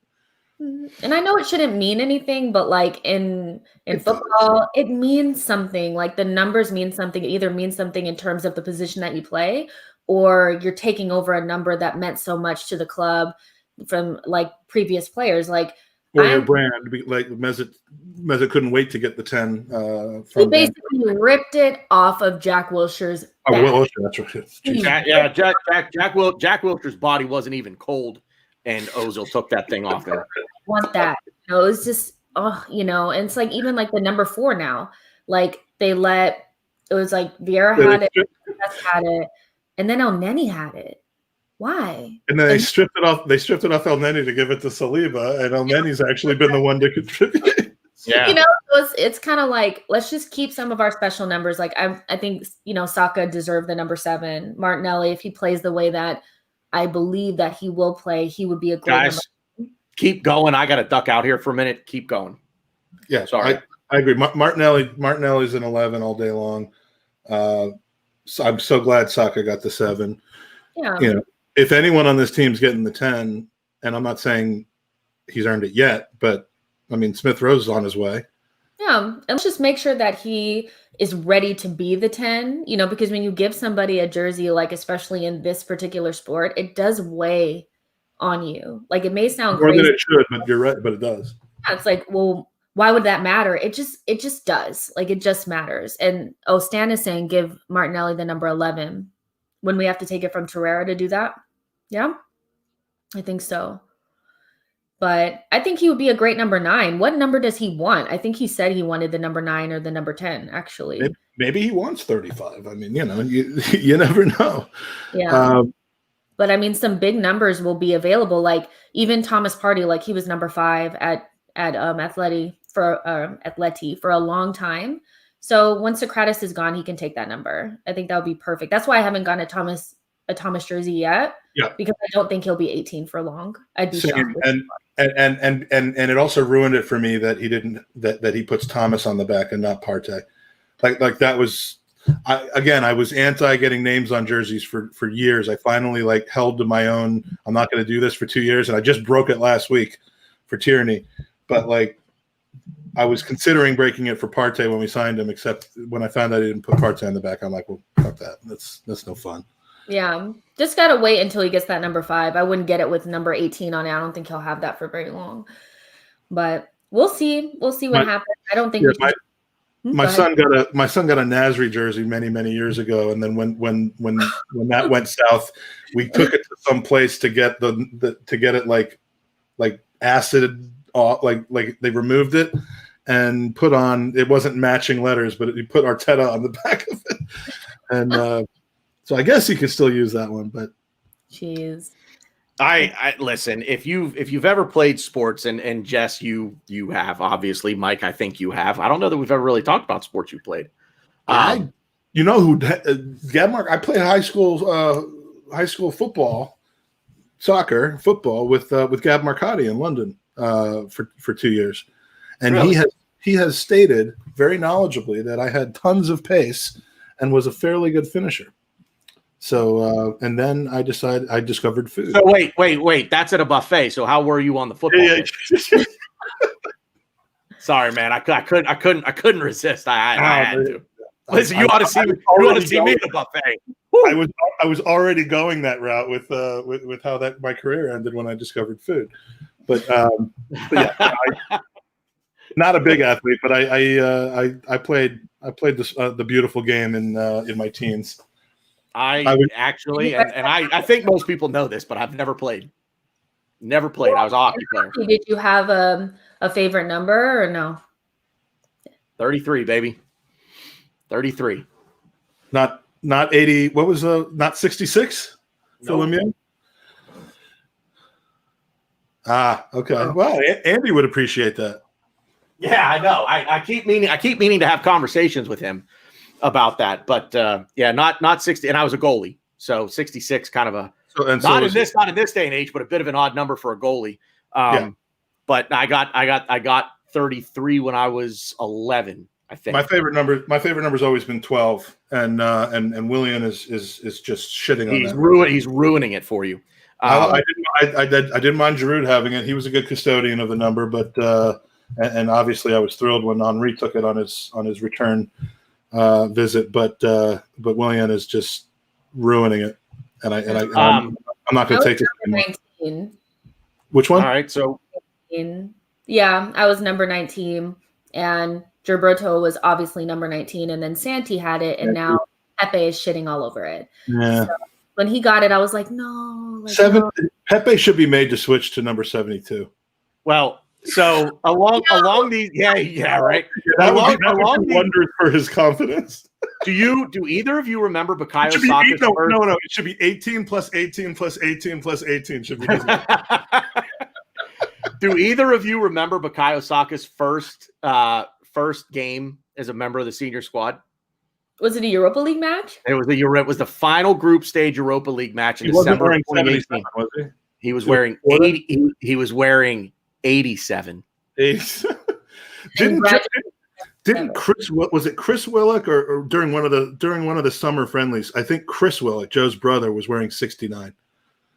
Somebody had 66 not long ago. Somebody wore 69. I think it was maybe like against West Sydney Wanderers or something. That was the game where they had the indirect free kick in the box where we had 11 players lined up in the box and they still scored.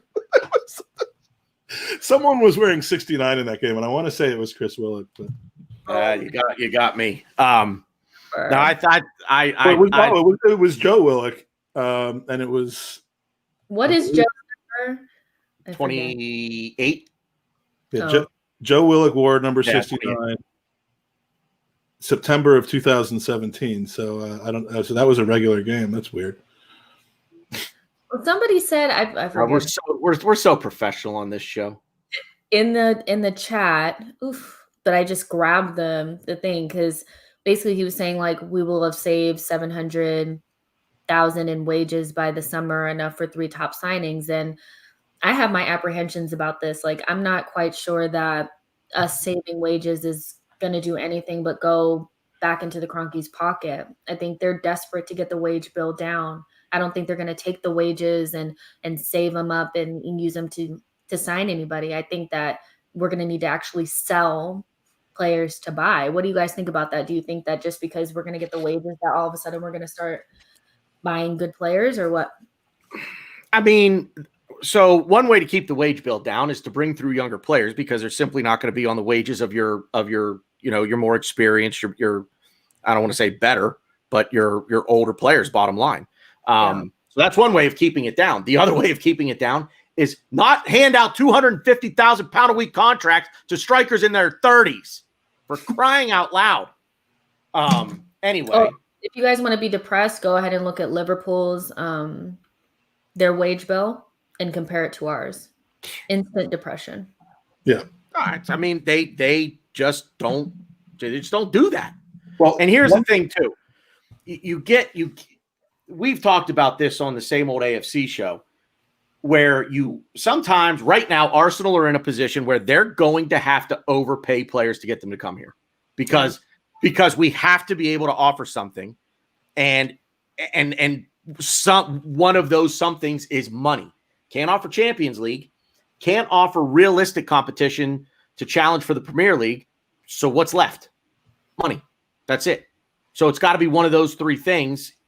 And all we really have right now is, I mean, we don't really have it apparently, but it's money. So remember that a lot of people either don't know or don't think in terms of this way, but the wage bill and the transfer bill they're not separate pots. They're not separate. The wage bill is constructed by everything we spend on players' wages plus prorated by purchase fees, whether we paid in installments or not.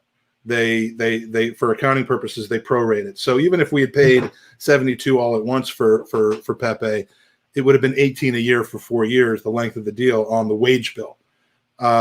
And when you sell a player, they book it as pure profit in that 1 year. So, from a financial standpoint, from an accounting standpoint, our wage bill is going down dramatically because of the loss of all those wages, the loss of Ozil's wage, the loss of Luis's wage, presumably Socrates' wage. They'll probably be done paying Emery soon. I think we're now done paying Wenger soon, and those are all included in there. And so, yeah, it does open up the ability to, especially if we're signing players to long-term contracts, to buy players on a fee, because the impact on the wage bill is relatively minimal. Now, if you buy a 70 million pound player and you're paying that player 280 grand a week, if you're buying an informed, De Bruyne or you're trying to get Jack Grealish, that's hard to do. But, there's a lot of 50, 40 million, 35 million pound players you can buy on a 5-year contract and pay them 140 a week, aka the Walcott wage, and you're not really putting that big of a dent in the wage structure. So, I don't necessarily buy we have to sell 50 million pounds of transfer fee in order to be able to buy a 50 million pound player. I've never really thought. So what you're saying is the wage bill going down does give us an opportunity to use that money to maybe buy players. That's what you're saying. Absolutely, especially because it's not, it's not in two separate vacuums where the wage bill going down means we can add that much in wages, and if we sell players for 50 million, we could buy players for 50 million. That's how it's always portrayed, kind of in the media, is that we had to sell X and X in order to buy Partey, and we never did sell those guys. So Kroenke dipped into his pockets. It's not that.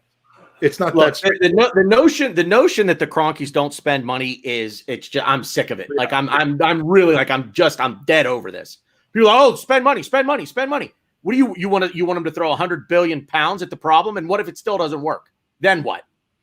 I'm so sick of this. We need to get smart then, like for sure. And I think that's the problem. Where the culture comes in as well, like buying players that actually want to be at Arsenal, that fit the profile, that actually fit the project, is what we need to be looking for. We need to make sure that it's not just about, do they fill the position, because ultimately getting rid of Ozil, if that means that we're going to be able to bring in players, what I would hate to happen is for us to give those wages straight to another life sucker like Willian.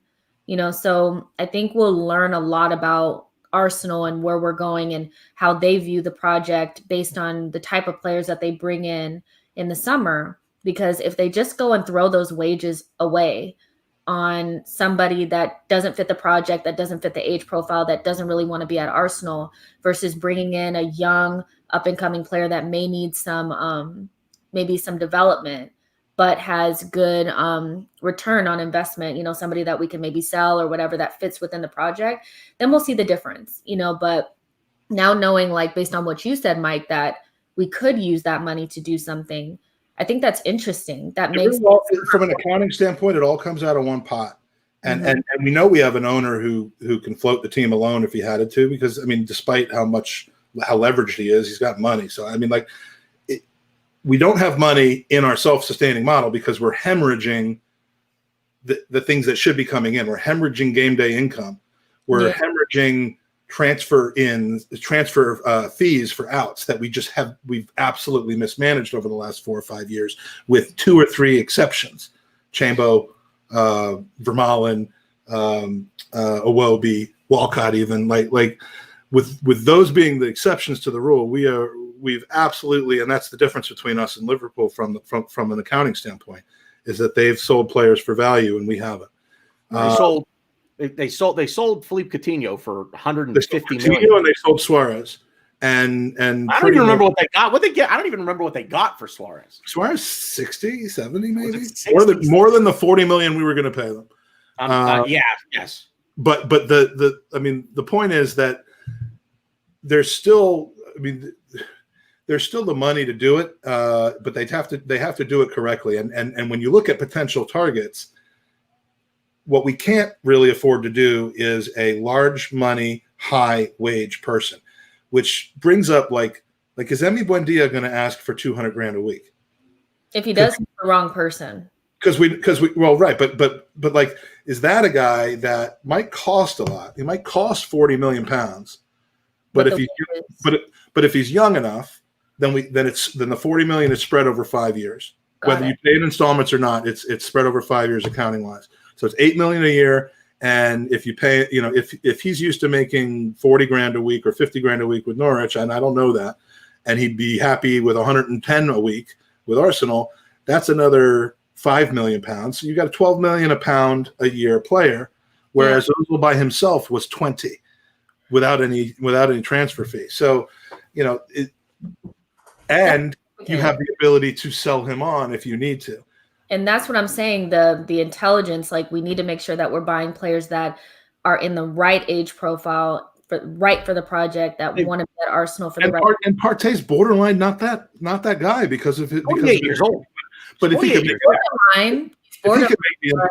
if he can make the impact that he should make on our team, then absolutely. I think he will. Like, I would put quite a bit on that. Like, I'm a big party person. Like, I was very vocal about, like, making big party person. Exactly. You're going to start to. I don't want to spread rumors. Yeah, I heard Jess was a big party person. A big party person, but yeah, like, I think ultimately party will work out. Like, even if he's good, he's going to make a difference. Like, if he's excellent, which I think that he will be, like, it's fine. And sometimes it's okay to buy players in prime age as long as they make the impact that they're supposed to make. And that's fine. He has the right mentality, he's the right profile. He may not be the right age, but he's the right player. And there's nobody like him. But guys like Cedric and Mari, or Cedric specifically, as weird as that deal was, it's not a killer because we're presumably not paying. I mean, I don't know what we're paying him. Maybe it's 100. I hope not. I thought it was like 75 or something like that. But if we're paying him 75 and we use him, and we paid a fee of 15 or 16 million or something like that. I mean, that's not a hamstring type of deal.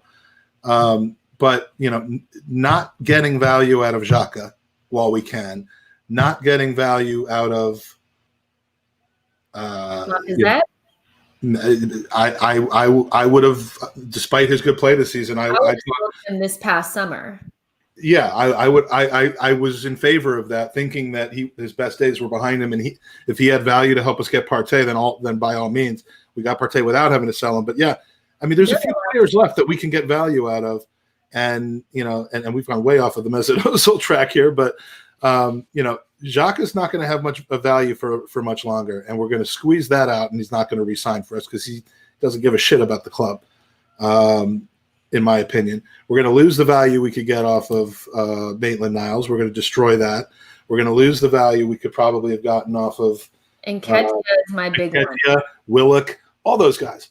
And that's the problem that we face. That's where, we hamstring ourselves financially, and then we really can't bring in these guys. So just, I said it after Ramsey. They said we're never going to let a guy go in the last year of his deal. And frankly, the only guys that are in the last year of their deal right now are guys that we wanted to be in the last year of their deal and not re-sign. But we have to start making some deals like Lamptey just made. We got to start tying these younger guys down to longer contracts, selling some of them that we might not ideally like to sell. I love Maitland-Niles, but at this point, I didn't want to let him go for 20 to Wolves. But at this point, if someone would offer me 25 for him, I'd say if he's not part of our plan, then take it.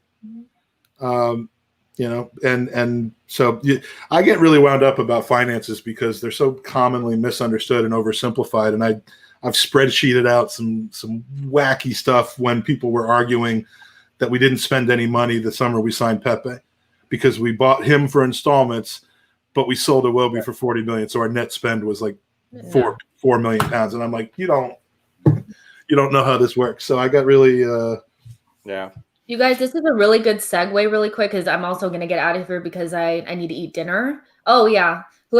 And Gary jumps in right at the very end. So is it almost over? Yeah, we're going to be getting out of here in a few, Gary.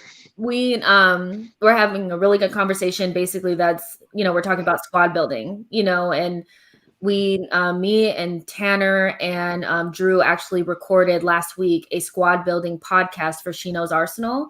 So that will actually be dropping on this Wednesday. So this Wednesday, that's coming up at 12 p.m. Eastern Standard Time, which is like 5 p.m. British time, is when that video drops. So we're going to have it's a really in-depth conversation about how Arsenal has screwed up with the squad building for so long, but ultimately how we can get ourselves out of the hole with, the players that are actually coming off of the wage bill, how we can get ourselves in a better position. So there is a happy ending to it. Yeah, kind of, because ultimately they have to do it. Tanner, watch it. It sounds like a depressing yet informational podcast with the way great conversations about it. So if you guys are not following me right now, just follow at She Knows Arsenal. That's the podcast page, and my personal page is at It's Jessinho on Twitter. I'm going to go ahead and get out of here because I'm starving, but it's been so fun, you guys. Thank you so much for letting me be a part of this, and I'll talk to you guys soon. Jess, see you, Jess. Thanks. I said always a pleasure. Sorry. See you, Jess. Bye. So Gary, you wanna jump in here real quick and give your thoughts on Ozil getting out of here? Hey, buddy, we're on a pod together finally. Oh yeah, definitely. Oh yeah, how you doing? How you been, brother? Doing good. Yeah, we haven't said the word Ozil for about an hour though. That's since we actually talked about him. That's pretty good. I mean, no, I think it's. I mean, it was going to happen. It happened sooner than we thought. I mean, based on the way Arsenal has done their business, we're lucky that he's even gone, regardless of how much they had to pay. I mean, it would have been better off if they were going to do this, they could have done this a lot sooner and got at least rid of this mess that they had as far as publicity, the media having to talk about him all the time because they spent the same amount of money. There's one person that wanted all three of those things that you just mentioned to continue as long as possible, and that was Mesut Ozil and his team. Yeah. So, what you're suggesting Arsenal should have done, I think, is what they wanted to do, but they were holding their finger in the wall in the plug for as long as they possibly could. Yeah, curry favor. Yeah. So I don't know that Arsenal had any choice in playing in any other way than they did, to be honest with you. At the end of the day, it just move on. If you got to, I mean, I was talking at the beginning of last summer, pay him off, just pay him off and get it done with. I ran spreadsheets on that too. I was like, what do we have to pay him as a proportion of what we owe him for him to make more money going someplace else? Yeah. Given he didn't want that. He didn't want that. That's the problem, though. He didn't want that. I mean, I would have just said, here, this is your exit strategy. We're gonna still pay you weekly. You don't have a say in the matter. You're done. Because you're not in the building anymore. Why is he in the building? Guess what he has to do when he goes to Turkey now? He has to play football. Well, yeah. And I'm not convinced he has any interest in that. Maybe it'll be like a spark goes on in him because he's playing for Fenerbahce. I mean, I mean, how long of a contract is he going to be on? 2 or 3 years? Watch what happens. Yeah, that's going to be scary if he doesn't do anything special. I mean, he's got to just. I mean, that he could just experience the exact same thing he has now, but in Turkey. So Right. that's a scary part for him. I mean, I mean, I don't know what player wants to end their career this way. This is one of those. This is not how you want to end it. Even if you're at fault or somebody else is at fault, it doesn't really matter. But this is not the way you want to end it. You wanted to at least go out on your own terms, which he did, but not this way. Not this way. Yeah, this is a little unceremoniously, if you will. Gary, I don't mean to cut you off, man. We're gonna get out of here. But no problem. I saw it, but I can join. But I saw you guys still on, so I wanted to say hi. Yeah, no worries, man. I'm glad you jumped in. So I want to thank the name. I want to thank everybody in the chat for participating. Everybody for watching. Thank you guys very much. Really appreciate it. Like and subscribe, please. Creating more content for the channel as we speak. As soon as I get graphics and branding and all that stuff done, I try to keep this as professional as possible. So that's you got a lot of energy that I don't right now. For you know what, man? Look, I'll put it this way, man. This was like I went to college for this. Like I like to be involved in. So not this specifically, because this didn't exist when I was in college. You went to Arsenal Podcast College? Yes, yeah, exactly. Professor Craig, Professor Judges. But no, anyway, seriously, thank you guys. Gary, thanks for jumping in real quick. Mike, pleasure as always, my friend. Thanks for jumping on here, doing this. I want to thank Jess again as well. Great stuff, everybody. I'm going to leave you with one thought. There are, for right now anyway, because there will come a time when this is not the case, when he retires, but 3 things in the world right now are for certain: death, taxes, and Tom Brady playing in a conference championship game. That's all I got for you. We'll see you. Good footy talk, everybody. We'll see you out there. Cheers.